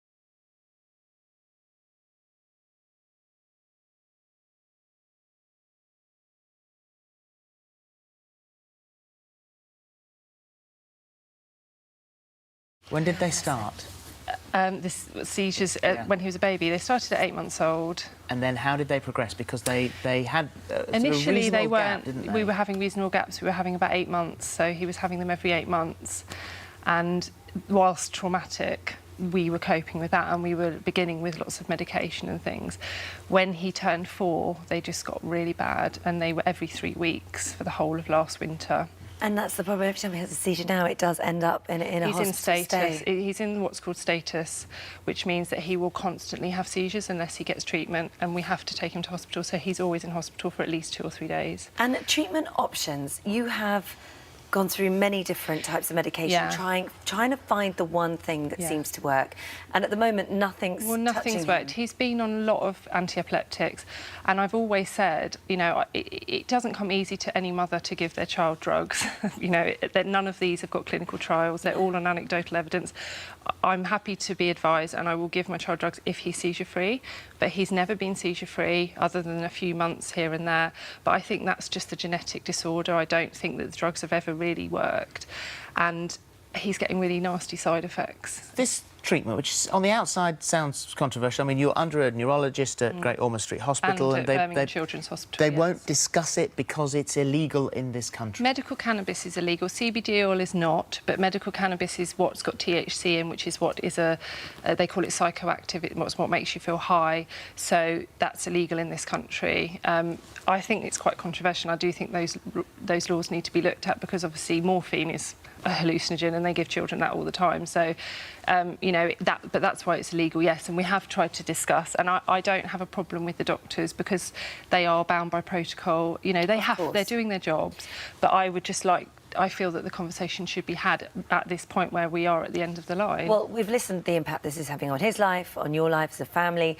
So it must be incredibly frustrating when you do your own research and you look online and in Amsterdam or in America, where children, adults are using this, it is making a big difference. Yeah, it is. And a huge difference. I mean, it's making a difference to the point where it's either having a huge reduction or a total, complete reduction. I mean, that's the thing. I'm not silly. I know that some people try CBD or medical cannabis and they become worse. You know, like all drugs, some people are affected well, some people are not. You know, my child may try this and it may not work, but I have made contact with a lot of people in America and in Canada and in Ireland where people are using these drugs with support, which I think is really important, and they are getting results, like you say, to either reduce the seizures a lot or completely seizure-free, which would be unimaginable, actually. Can you go to Ireland? Can you go to... Yes, I mean, we could go to the US. It's very expensive and you can't bring the oil back with you from America. So if you find an oil that works, you can't bring it back with you.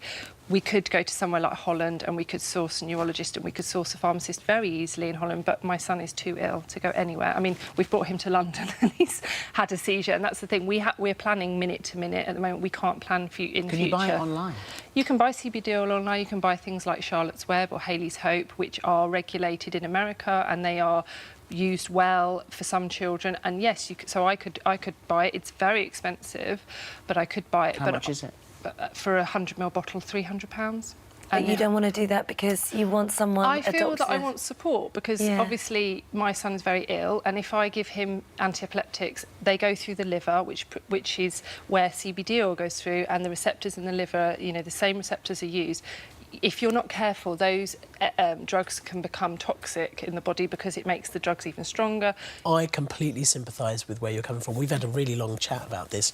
But at the same time, I don't want to give people false hope.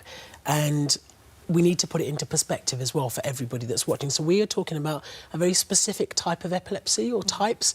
They're very severe, the genetic ones, they're intractable seizures, so they're really, really hard to treat. Sometimes they're not possible to treat, and about a third of adults and children will have this type of epilepsy, and Alfie's got a very specific type. There is some research going into the ingredients that are in cannabis, particularly something called CBD, and there is some research and some studies that show it could have potential therapeutic effect, but they are initial studies, as we know. There is a signal there, but what we need now is rigorous, high-quality studies, because we need to know, well, what dose should we use? Is it safe? How long should you burn it for? Can't you What tap into the interaction studies does it that have been done in Amsterdam and in America? But that's the thing, they're only preliminary studies. There's not any what we call randomised controlled studies, which is what we really need if we're going to recommend something. You said that this is in contravention of his human rights. Well, it is. I mean, I was talking to my sister yesterday, and what he goes through, you wouldn't allow an animal to go through what he goes through.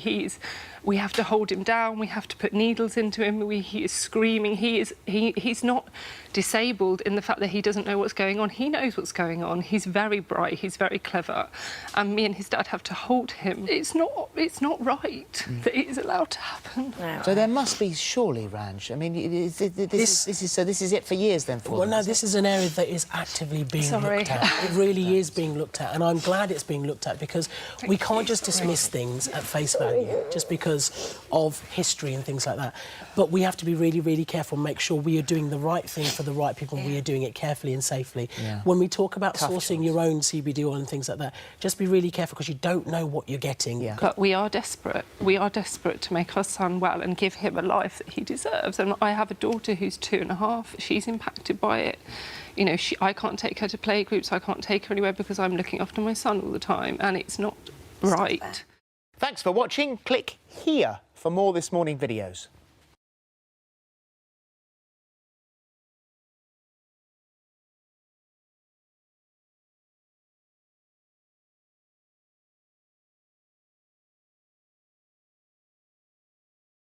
how did you end up on benefits?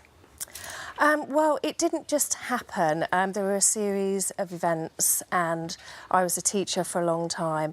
And unfortunately, my partner had a breakdown. He'd been in the army, and it was quite a serious one. He was sectioned, and we left the village that we were in and returned back to London. And my children had PTSD. My youngest was very ill. She's had health problems. So, you know, on the face of it, it does look like I just walked out of my job. But, you know, there were serious reasons behind that. So, I mean, the number 4 features quite heavily. Four-bedroom house, 4 children, 4 different fathers. And you say that you, the thing with you is you feel unapologetic in the fact that you've been led in down this path. Absolutely. There is a real stigma with benefits, there really is. But I think, you know, everybody is closer to being at rock bottom than they possibly think, unless they've got a lot of savings or rich parents. And, you know, I am proud to say that I'm on benefits because I think that's the thing, though, isn't it? That's the thing that I think people at home might struggle to come to terms with, because when you say you hit rock bottom and you've talked about the gifts that your children got at Christmas or whatever, to a lot of people out there who are struggling to make ends meet at Christmas or, you know, can't afford to buy their children those kind of gifts, and that perhaps are working, they might feel, well, hang on a minute, that's not rock bottom.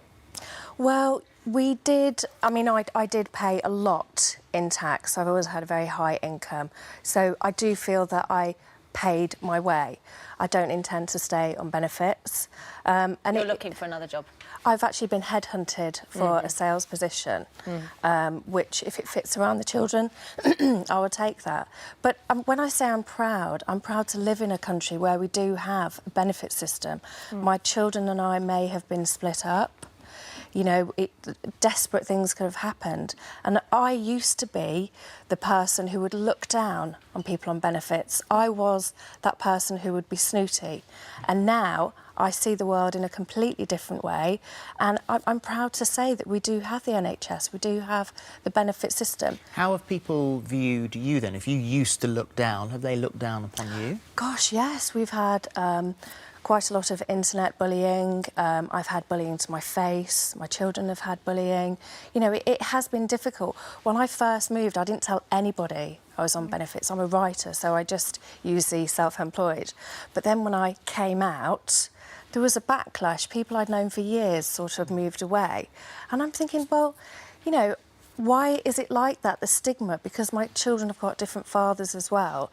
That seems to be a real issue. But if I was a man, you know, they're very spaced apart. In every relationship I went in thinking I was going to get married and things happened, you know, and I couldn't have predicted the last relationship. And you've got 4 fantastic children. They're wonderful. However, and this is the rub, the thing is that everything, you're very eloquent, and everything you've said, I think a lot of people will understand. You know, there's no need to be apologetic. That's why benefits are there. You could have saved some of that money for the future education of your children or something that was a little bit worthwhile. Some would see perhaps the husky puppies as they're going to get very big, very expensive and all that sort of stuff. That money could have been spent elsewhere, but they're lovely family pets. Of course you're entitled to do all of that. What you said, and I quite frankly got my back up, was that you got your £10 Christmas bonus, which I'm not sure a lot of people on benefits actually realise they can actually have their £10 Christmas bonus. With that £10 Christmas bonus, you bought 2 bottles of Prosecco. You are entitled, of course, to do that. Then you said, so cheers to the taxpayer for my extra £10 gift. And that is incendiary.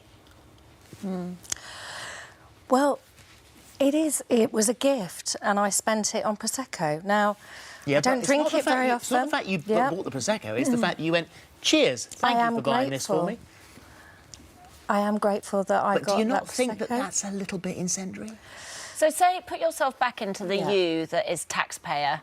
I would have been angry with that. Yeah, but so what? But so So now you're in the other position, on the other side. I mean, being a single mum, Philip, you know, my children are very, very spread out. I don't have parents or grandparents. I How work old are your very kids? hard. 3, 10, 14 and 19. Mm. By day, I'm a mum. When my children go to bed, I'm a writer. I've got books coming out. I work very, very hard. So I don't get a chance to go out and go to the pub. And I don't drink Prosecco very often because it's got adverse effects.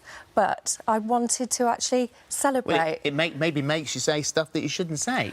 Maybe, yes. But I enjoyed it and I'm grateful for that. But that's not the way it sounds. It doesn't sound like that. It's not thank you so much, I'm grateful for what I have. It's cheers, and there you go, look what I've just bought with your money. I had a glass of Prosecco at the time. When you said it. Do you wish you hadn't said it? Well, we can't go back in time, can we? But I stick by it. I am proud to have been caught by the benefits system. And as soon as I go back to work, I think if anybody else is in the situation that we're in, you know, yes, we can live a little. Not a lot, but we can live a little. If you enjoyed that, there's more of the same right here. And make sure you subscribe so that you never miss the best moments from this morning.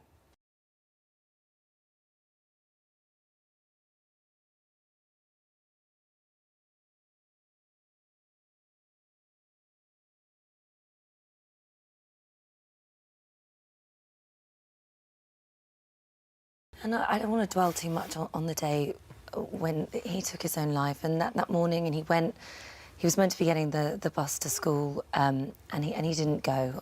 And he was meant to be catching the train, and he didn't get to school, and the school called me and said that somebody had seen him getting off a bus in a local village. And I knew that he knew some people in that village, so I thought that, because he'd been upset, I thought maybe he'd gone to speak to this friend he had there, so we went to look for him. And yeah, no, that's fine. We know what happened the rest of that day.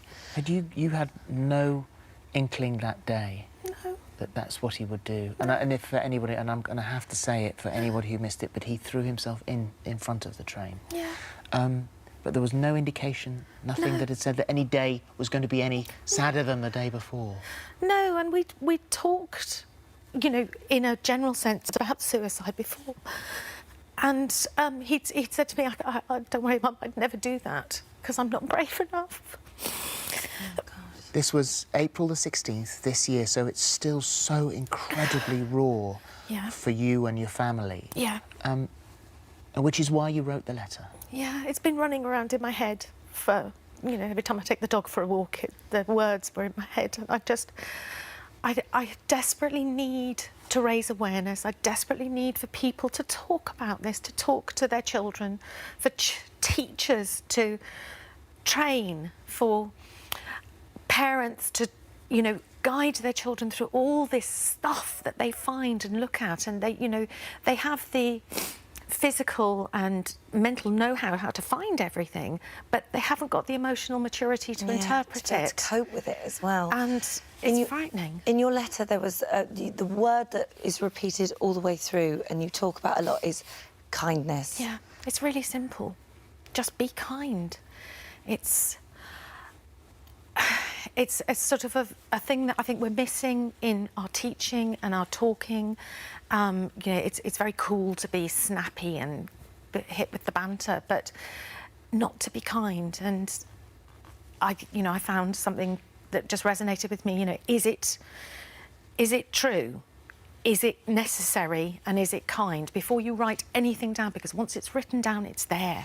Well, you say there's something that I picked up on. I've been told that everyone says things they don't mean on social media. Unkindness is dismissed as banter, and because they cannot see the effect of their words, they don't believe that there is one. Yeah. And do you believe that that great swathe of bullies, individually small things, collectively enormous, crushing for him, do you think they knew what they were doing to him? I think a lot of them didn't. To be fair, I don't think a lot of them did. I think it was just they get carried away, you know, on Facebook groups, things turn into a hate fest very easily. Just one person says something a bit nasty and it rolls. And it becomes this huge thing. But I think they switch off their computer and don't think about it anymore. And when I drew it to the attention of somebody, this is what I got. Everyone says what they don't mean on social media. And possibly that person didn't. But you don't know the impact of your words. And actions and words have consequences. Can I just ask you, and this is a tough one, I don't even know whether you'll be able to answer it, but retrospectively, for other parents watching now, is there anything you think, looking back, that you missed, that you could have done? It's very difficult because Felix was resistant to the changes I wanted to make. I wanted him to move schools. We'd even contemplated moving cities, thinking fresh start, get away. But that would have made him lose even more confidence. He just dug in his heels and said, no, I'm not doing it, I'm not doing it. You know, why would you do that to me? I wish I talked more. I wish I'd shouted from the rooftops what was happening and made people listen and pay attention. But you feel isolated, you feel you're on your own. And it's only afterwards I've had letters, I've had cards, I've had messages from so many parents, so many children who are saying, thank you for talking, thank you for speaking out. And you know, this is something we have to talk about. We have to all collectively bring this up. You're working very closely with Place to Be, the charity, and that's what they're there for. Yes, they bring help into schools. This is what we're missing. There's no safe place for kids to be. They come in and support children. They support teachers as well. You know, we're not expecting teachers to be psychotherapists, but they can help direct. They can help spot signs. They have a massive overview of all the kids and they can see that one's struggling, that one's not being very nice. Why are they not being very... I don't want children punished. I want them helped. Yes. And Place to Be does that. It supports children, teachers and parents. And, you know, we've raised over £14,500 so far. Well done, you. Which means something for lots of children. Yeah. I mean, it's such a new world for teachers. It's a new world because they have the use of social media, the benefits of social media, the threat of social media, the pitfalls, all of those things are new. And as you said, the young people have access to it, but not necessarily the wherewithal to cope with what it is that they're seeing or to deal with any abuse that they may be having. So it is a whole new world that needs addressing. It's a very steep learning curve, really steep learning curve, and we're way behind. There's no big incident where we go, well, this is terrible. Oh, you can go report this to the teacher. No. It's the small, little, tiny things that over time erodes him. Cuts, oh, absolutely, absolutely, and it just became progressively worse. Now, it was the big story which came out of the NTAs last night. ITV drama, Mr Bates versus the Post Office, quite rightly swept the night, taking home 3 of the big awards. As we know, the drama had a huge impact on the struggles faced by hundreds of postal workers. But when former sub-postmaster Jo Hamilton took to the stage last night, she revealed there's lots more work to be done. I want to say thank you to all my colleagues who are behind me, who, without strength in numbers, we wouldn't have got to where we are. And the public got behind us and changed, literally changed everything. I went to Westminster a couple of weeks back and saw the new minister, and trust me, nothing has changed. And almost all of these people behind me haven't been paid yet, including Sir Alan Bates. So when he comes back to the nation for help, please be there to support him. Wow, what an incredible... Jo, I have to take my hat off to you. You were so eloquent and everybody in that room was behind you. You did the most amazing job up there. Well, when you listen back, you think, ooh, did I do that? You really did do that. Oh, you did do that. Yeah. Live in front of 15,000 people there and millions watching at home, Jo. And I think one of the things, and obviously we were thrilled that Mr Bates versus the Post Office did so well last night and was recognised for what it managed to do. And the point of the drama that was so exciting at the time, I'm sure from your perspective, was there seemed to be a real push for change. The government had seen what had happened, the government at the time, Rishi Sunak stood up and said, we will look after you, we'll exonerate those that were given prison sentences and we will pay out this compensation. And it wasn't until you spoke last night so brilliantly and eloquently, it became apparent that that just hasn't been happening. No, it hasn't happened. The government keep pushing out. We've paid out £230 million. They push out huge numbers and they blind the public, really. But the fact of the matter is the bulk of our group that fought, and we've been together since 2009, we went through the High Court and won in 2 big trials in 2019. That's 5 years ago, and we've still not been paid. You know, I settled at 80% because it took 3 years, must have cost more than they ever paid me to actually get 80% of my claim. That is one of the extraordinary things. You were saying that they've said that they've settled £230 million, but your estimates on how much they've spent fighting these claims is how much? Well, there was a Freedom of Information request, which ended in March, so it will be much higher than that. But they've spent £260 million paying out £230 million. I mean, really, extraordinary. Really, you know, why they can't simplify everything and just get people paid, I don't know. Well, I think that was one of the frustrations, actually, that came across so brilliantly in your speech, was that it's like nothing has been done. The same thing is just happening. What would you like to see happen? Well, I mean, the ministers come and go. We've had lots of ministers. But the guys behind the scene in the departments, they've been there throughout all of this, and we've seen the shenanigans that's been going on at the inquiry, you know, and we're dealing with the same people. It's almost like the fox is in charge of the hen house. It's, you know, that's what we're up against. So one of the last rulings you had was that everyone would have been paid by, am I right in saying July 2024? August. In March 2022, they said all of us would be paid by August 2024. So then when it got close to August, they said, oh, we'll extend the deadline because we don't want a handful of people that might... Because apparently it's in law that we all had to be paid by then. So they extended the deadline to August 2025 and nobody's been paid. And that gave them another year to mess So they around. extended their own deadline. How generous were they extending deadlines to you and the other fellow sub-postmasters when they were demanding payment of this money that had seemingly gone missing? Yeah, I mean, we had to put it in by the morning. I mean, so there was no extension of deadlines regardless there? of the size of it, no extension. So what is Alan Bates's plan that you mentioned there in the speech? Well, he will go back to court and, you know, and take them on again, which is also... It shouldn't have to happen. No. You know, it will cost the government an absolute fortune, but we won't have to go to litigation funders this time because I'm sure the nation will get behind him and support him through court, or support the group through court. Yeah. Because he'll take everyone else being messed around. You know, because you saw the people there last night, and I think the oldest lady is 91, Betty. You know, I mean, for goodness sake. Why can't they just, if a claim is reasonable, pay it? Why do they have to have all the I's dotted? Oh, they want reports, they want medical health reports. I mean, it's just... You've been through it. Yeah, they're making it as Just give you the money that you've been waiting for and you deserve. So the new Post Office Minister, Gareth Thomas, you've met Gareth Thomas. Do you feel more hopeful that he's a new minister, it's a new government, that... No? No, because he's actually not running the show. The department is the Department of Business and Trade, the civil servants. They're in charge of the scheme. And they've just awarded their lawyers another £10 million contract to advise them going forward. I mean, they speak about 10 million, like we speak about a tenner. It's like, oh, 10 million. It's like, that's because it's not their money. No. It's our money. Yes.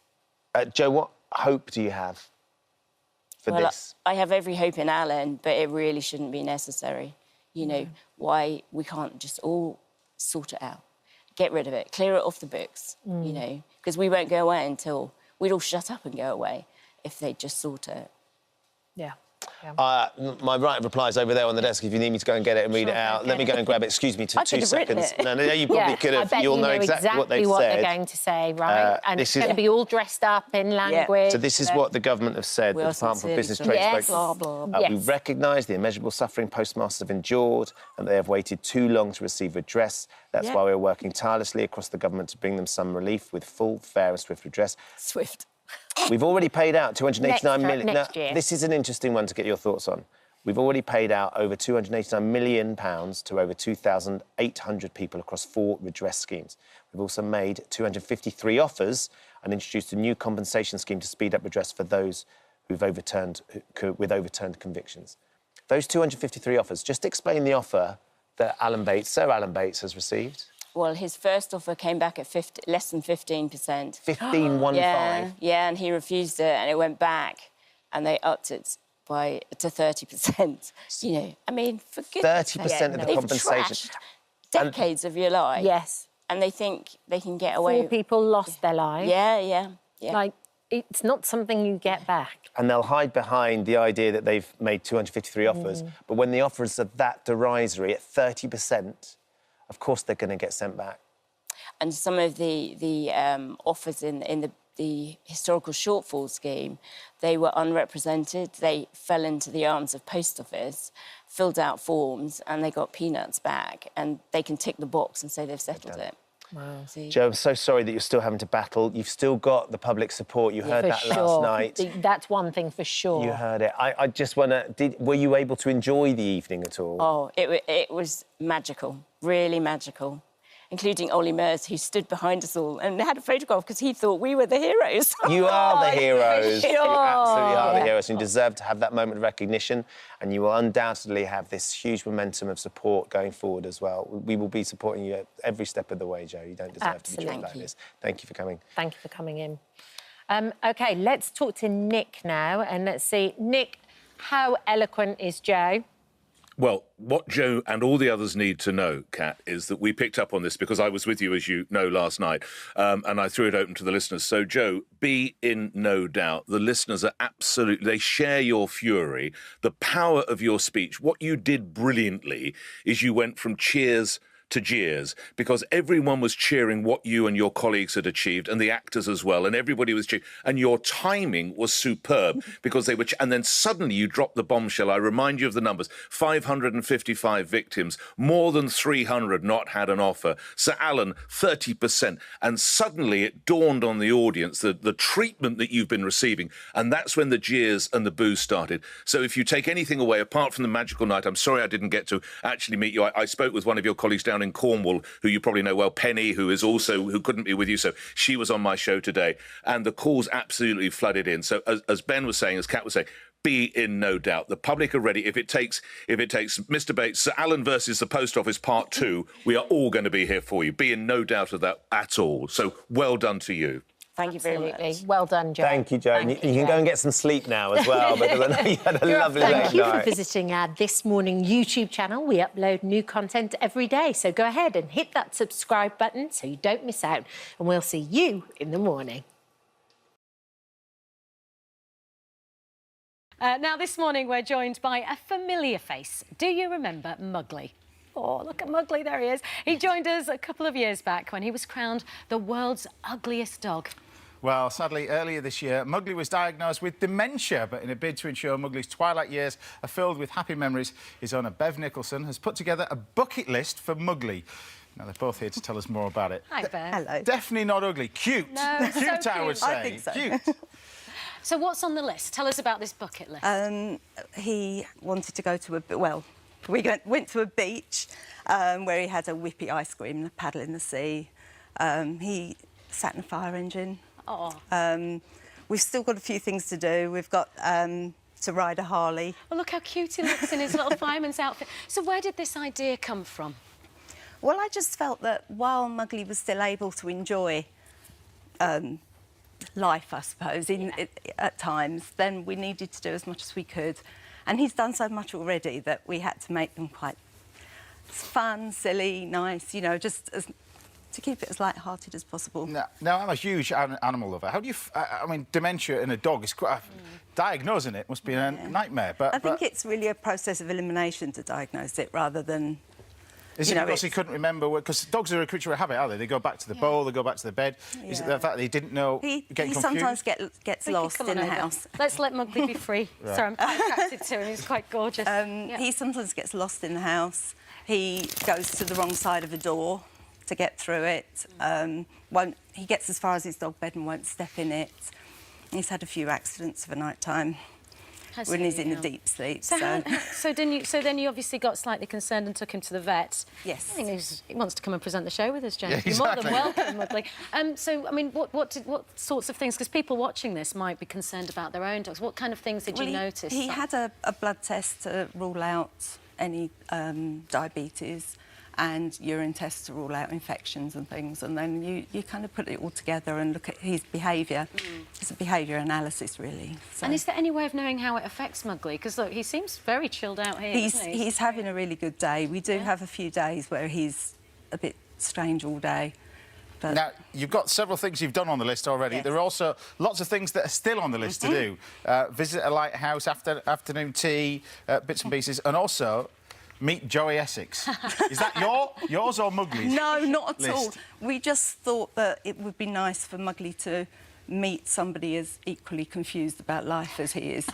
Well, you'll be able to tell him in person because we've agreed for you, and actually we phoned him up and he's agreed to meet you guys as well. Really? At a later date, yeah. Joey Essex So would there you love go. to meet Mugly. Oh, how lovely. So, I think it's fantastic. Well, thank you for bringing him along as well. Yes, thank you, Bev. I think Mugly might want to just hang out with us. You chill out there. For more of the same, just click here. And don't forget, you can subscribe for even more of these amazing videos exclusive to our channel. She's so boring that she's perfect.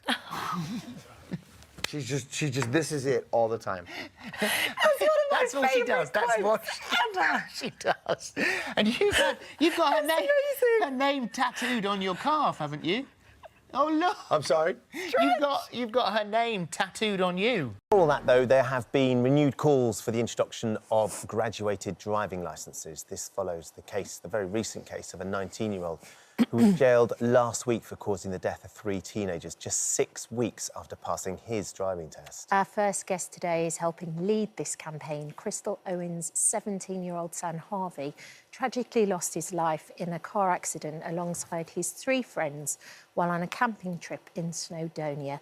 Crystal joins us now to share her story. Good morning, Crystal. Thank you so much for being here. And I'm so sorry about your loss. Can you tell us about what happened on that day back in 2023 to Harvey? Yeah, so a few days before, Harvey told me he was going to go away with some friends that we knew from school. He'd just turned 17 a couple of weeks before, and so immediately I was like, I want to know more. Yeah. He showed me a video message which confirmed that he was going to be stopping at a friend's granddad's house, a cottage in Harlech, and so, you know, everything tied up, his story did, and the 2 friends we thought he was going with, you know, we'd known for years.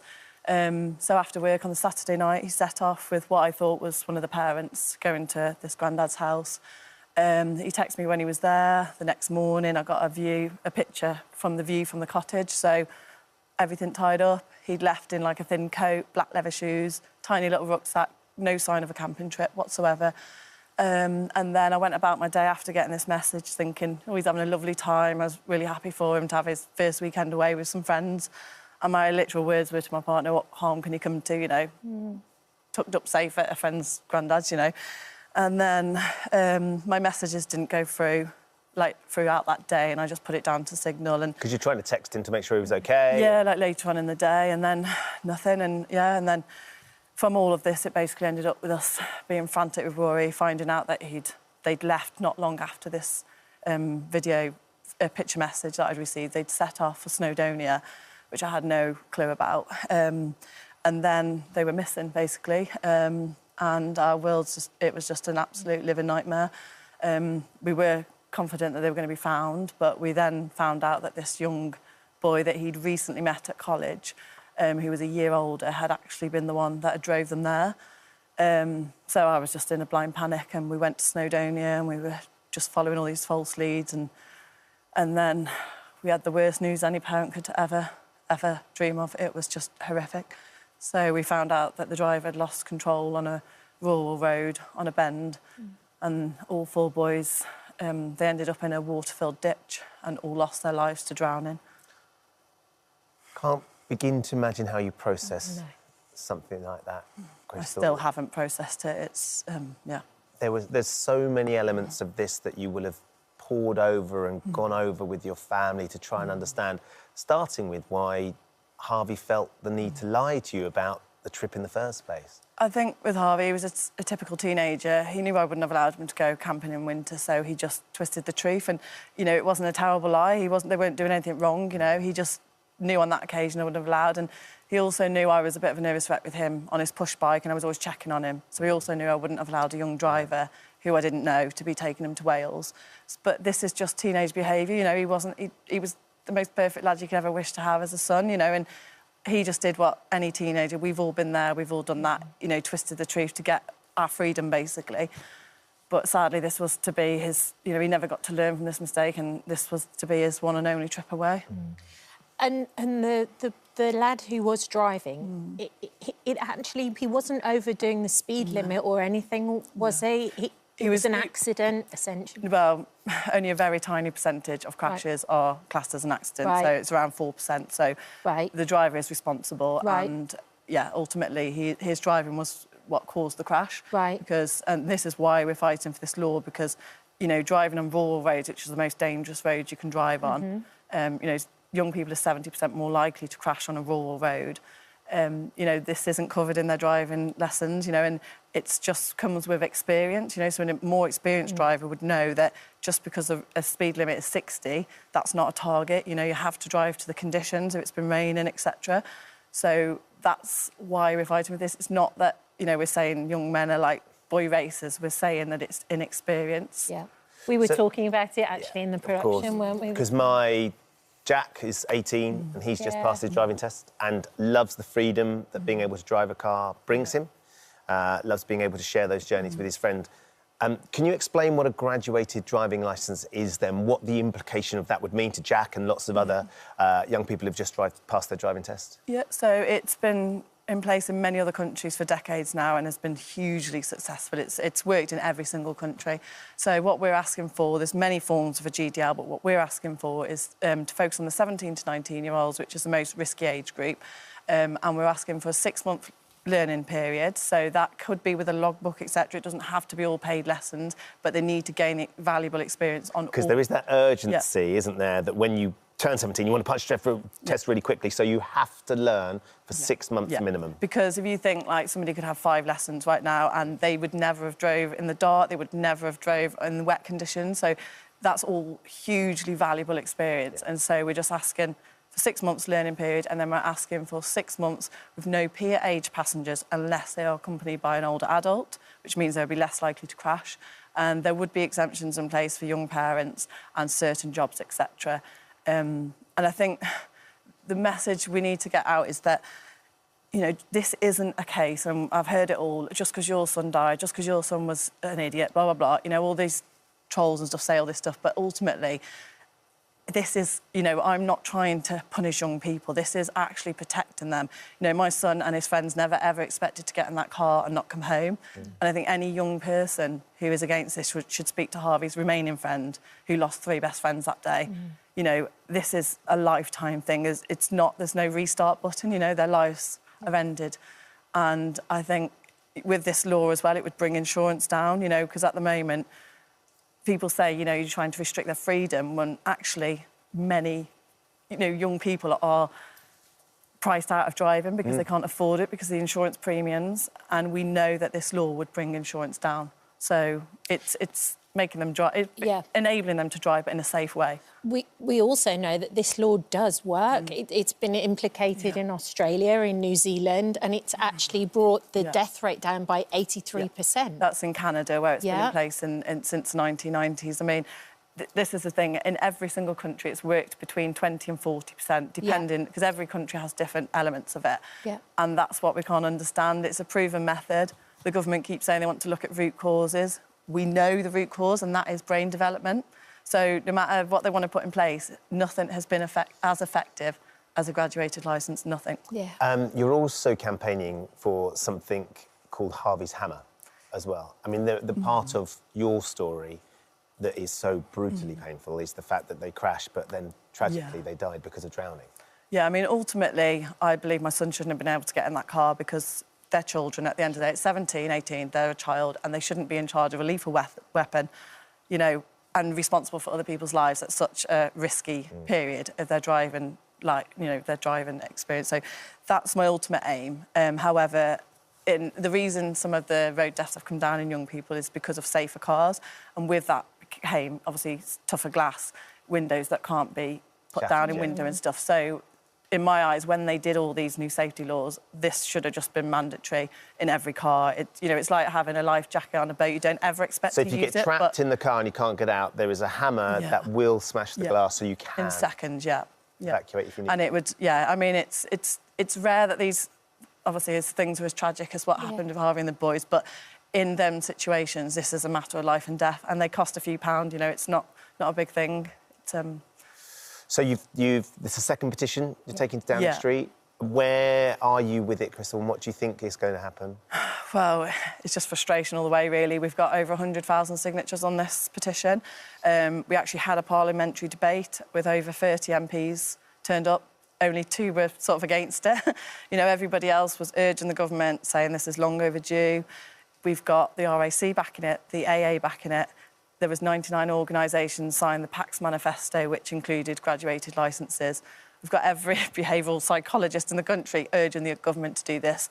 We've got decades' worth of research and evidence, and we are just at an absolute loss at why this is not being put in place. Have you managed to speak to the Transport Secretary?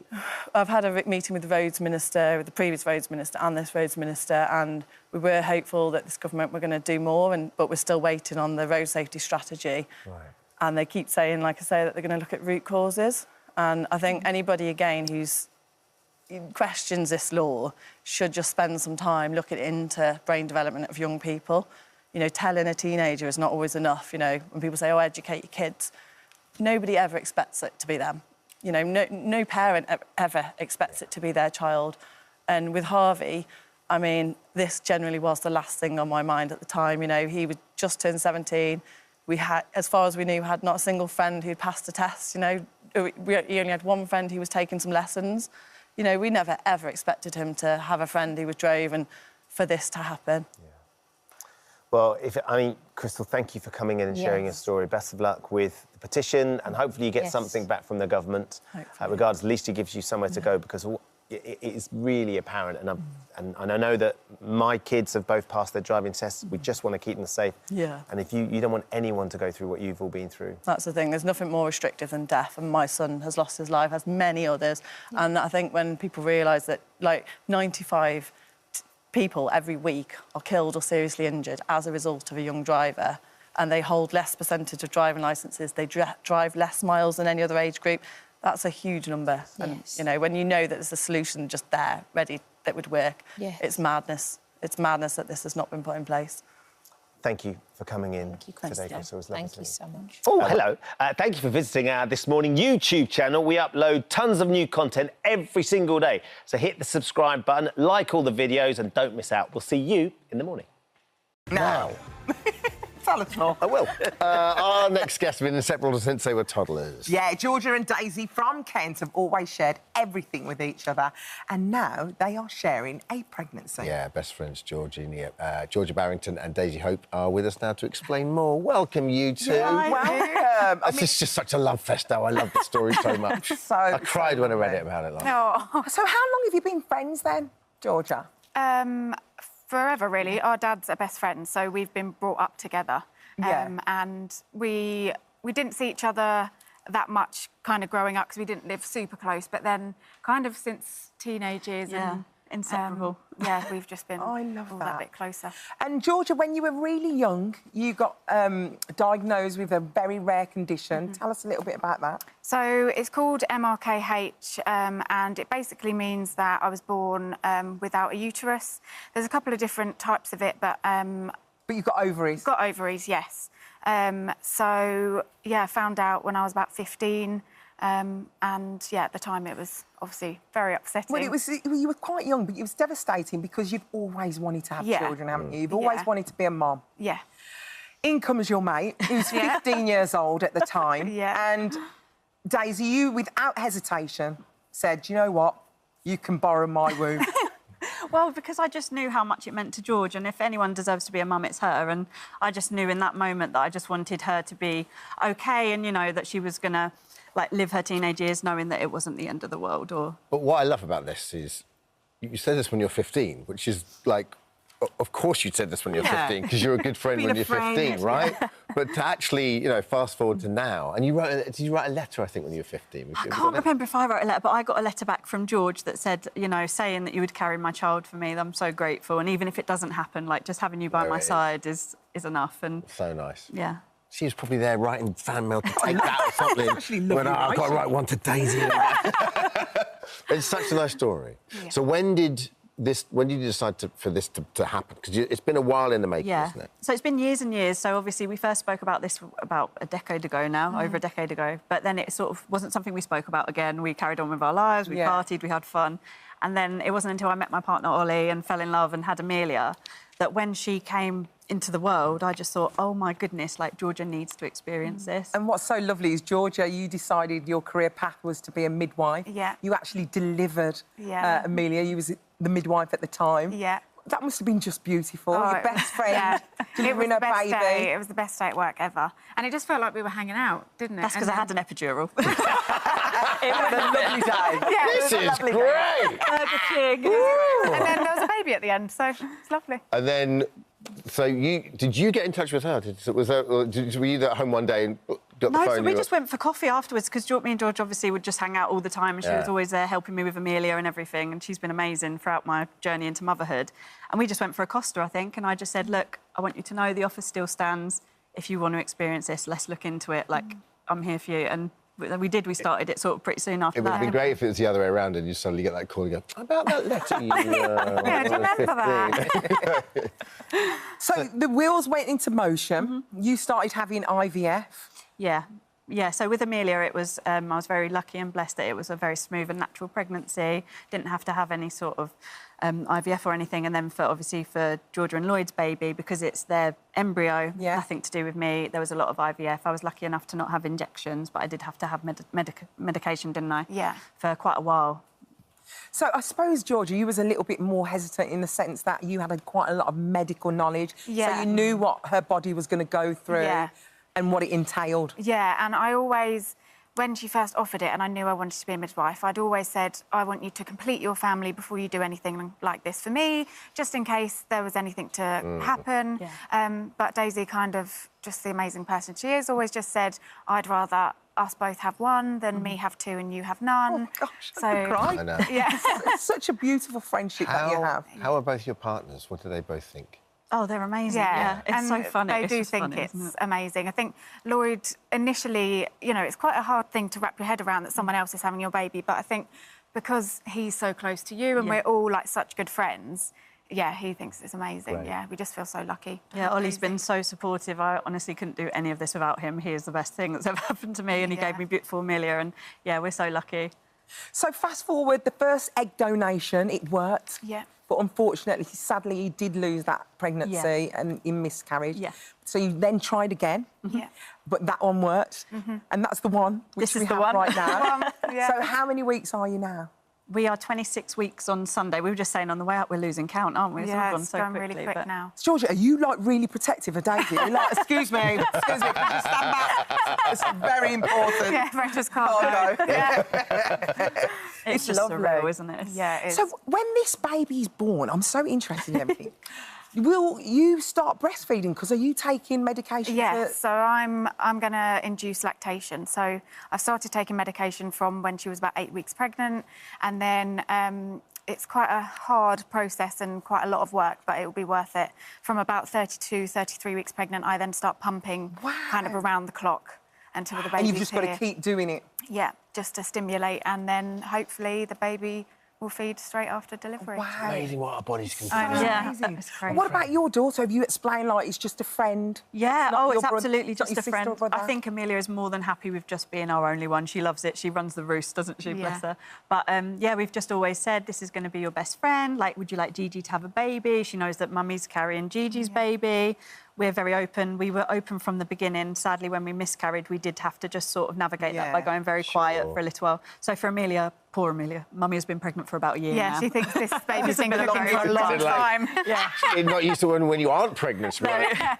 Yeah. And so how is it going to work when you have So you can't deliver the baby, can you? Like, you can't No, feed them. so I'm not gonna. I will be You're too off invested. work. Yeah, no, there's too much to think about, and I want to be there to support Daisy as like a birth partner and kind of prepare myself to become a mum, really. Yeah. So, I mean, we're going to have one of my close colleagues look after us, and then, you know, if it's all going well and it looks like, you know, the baby's just going to pop out, then I might pop some gloves on and just catch the baby Fingers at crossed. the end. I can't catch everyone else's baby and not my own.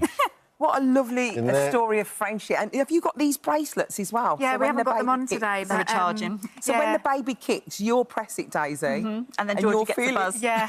Oh, it's Yeah. too much. Isn't that nice? Yeah. Yeah. So you know exactly what's happening at all times. Yeah. But you're feeling them kick now, aren't Oh, you? yeah. So it's, This morning on the way up here, having a party. Yeah.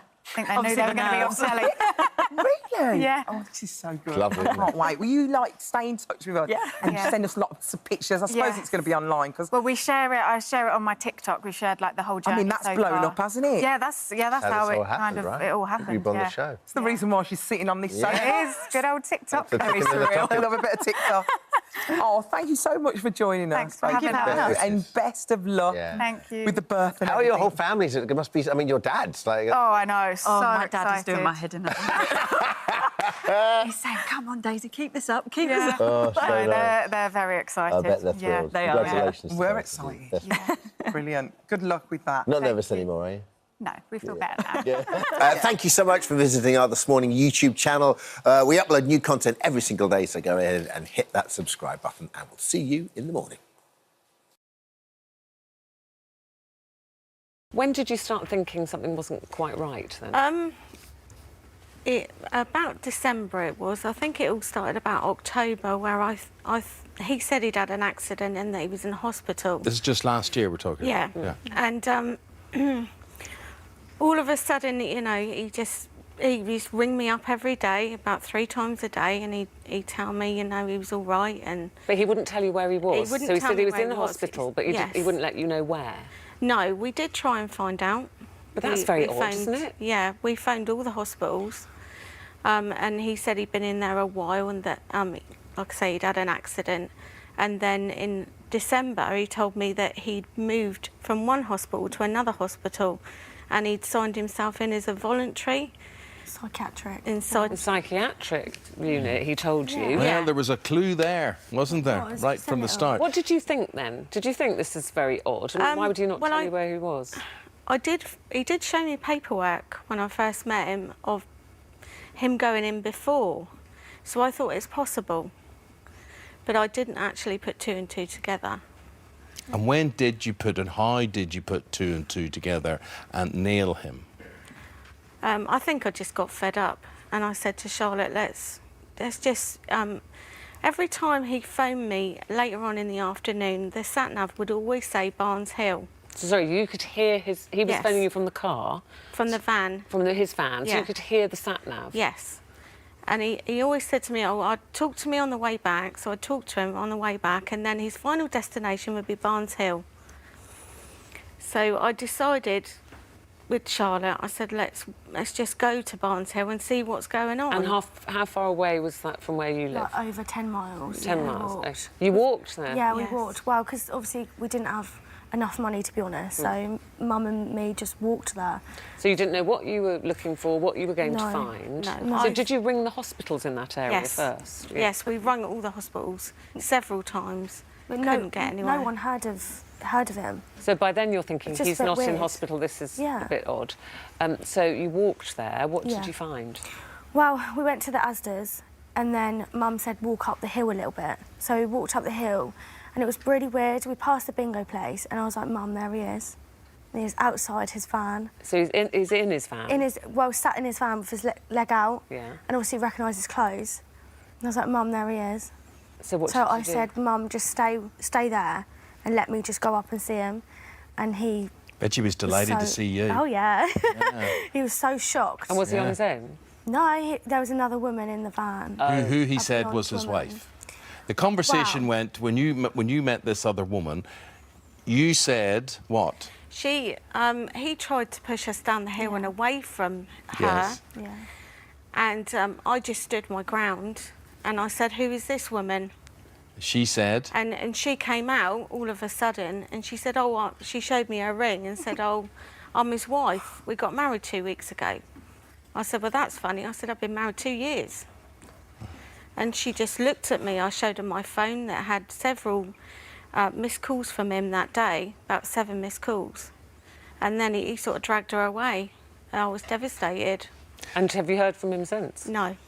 Well, the two of you come in here today, and I could tell you're forlorn, you're downtrodden, you're very sad. I can feel the sadness here as well, and I'm detecting there's still an attachment there.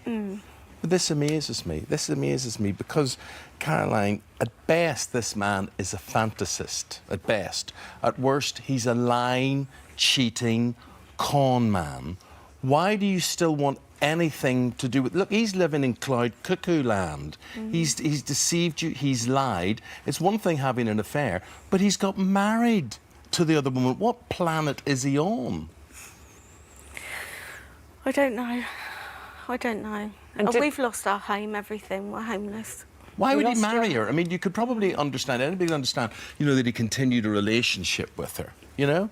But, I know, which is very odd. And this is against the law. Did you go to the police? Yeah. Yes. we did, yeah. It was, they came to us on the 27th of December and I reported him. And Was that hard for you? Actually, no, it was nice to get it out, actually, and tell someone, you know, what we'd found. But they actually were lovely ladies and they went straight there. And he was looking out the window, so I think he knew what was coming. So he did admit bigamy. Yeah. He got a suspended jail term and 120 hours community service. Was that enough as far as you're concerned? No, it's not enough at all. It's not. Not through... He's totally wrecked our lives. Yeah. Yeah. All the pain and the tears and everything. And your confidence in anything and what you believe to be true, and it's just devastating for you. It's absolutely incredible. Do you think you could have coped with an affair more than this? No. No, because I think the way he's done it, this lady is religious. She didn't actually do anything with him until she got married to him. He actually slept with me right the way up, even the night before we got married. So he's cheated on both of you, hasn't he? He's clever. Yeah, he's deceived both of you, her as well. Caroline and Charlotte, it is so sad for the two of you. What are you going to do now? What's next? Find a home, go for a divorce. Just try and start fresh, really. Well, that's all you can do, but you've got each other and your great support, your daughter, I know, so you're not alone. I'm so sorry that's happened to you, but stay strong, look after your mum. I will, don't worry.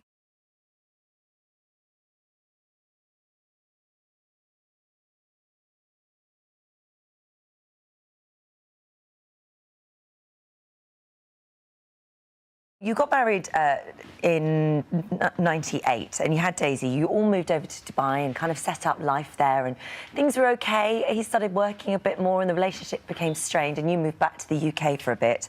And you separated for a period of time. 2015, you decided to make another go of it and you were all going to move back to Dubai. So at that time then, I guess, when you were watching this film, what sort of state was your relationship in? How were things going? Things were great. We had plans. Daisy was enrolled in college out there. We had an apartment out there. Yeah. Or so I thought. We were just waiting for Daisy to finish her GCSEs, and as soon as that was over, we were planning to move out there. So yeah. And what sort of relationship did you have with him, Daisy? At the time, it was a bit on and off, really, but when we were supposed to be moving out there, I'd tried to, like, rekindle the relationship a bit. Yeah, I bet you were looking forward to that as well. So it's extraordinary then that in March 2016, you're watching Saturday Night Takeaway. There's you and your younger son as well. Where did you think Daniel was at this point? We knew he was in Dubai. Yeah. Well, we thought he was in Dubai, just working and passing the time until we could get out there. And the woman that he was pictured with, Susan, they had been together at the time. So what was their relationship? How long had they been together? They'd been together, well, I'm not too sure exactly, probably about 4 or 5 years. I knew that they were living together, and I knew that sort of they'd set up home together. But he told me that because he wanted us all to be a family again, that he had separated from Sue, and they'd gone their separate ways. So what did you think when you saw them together? I didn't know what to think. Yeah. It was just a shock. Daisy collapsed. As things sort of, we realised what was going on, and it was just total shock. It really was. Well, you wrote on the show's Facebook page, I love the wedding and the surprise guests. I didn't love the sight of my husband, who's supposed to be working in Dubai, arriving on the arm of another woman, a woman he's supposed to have split from last year.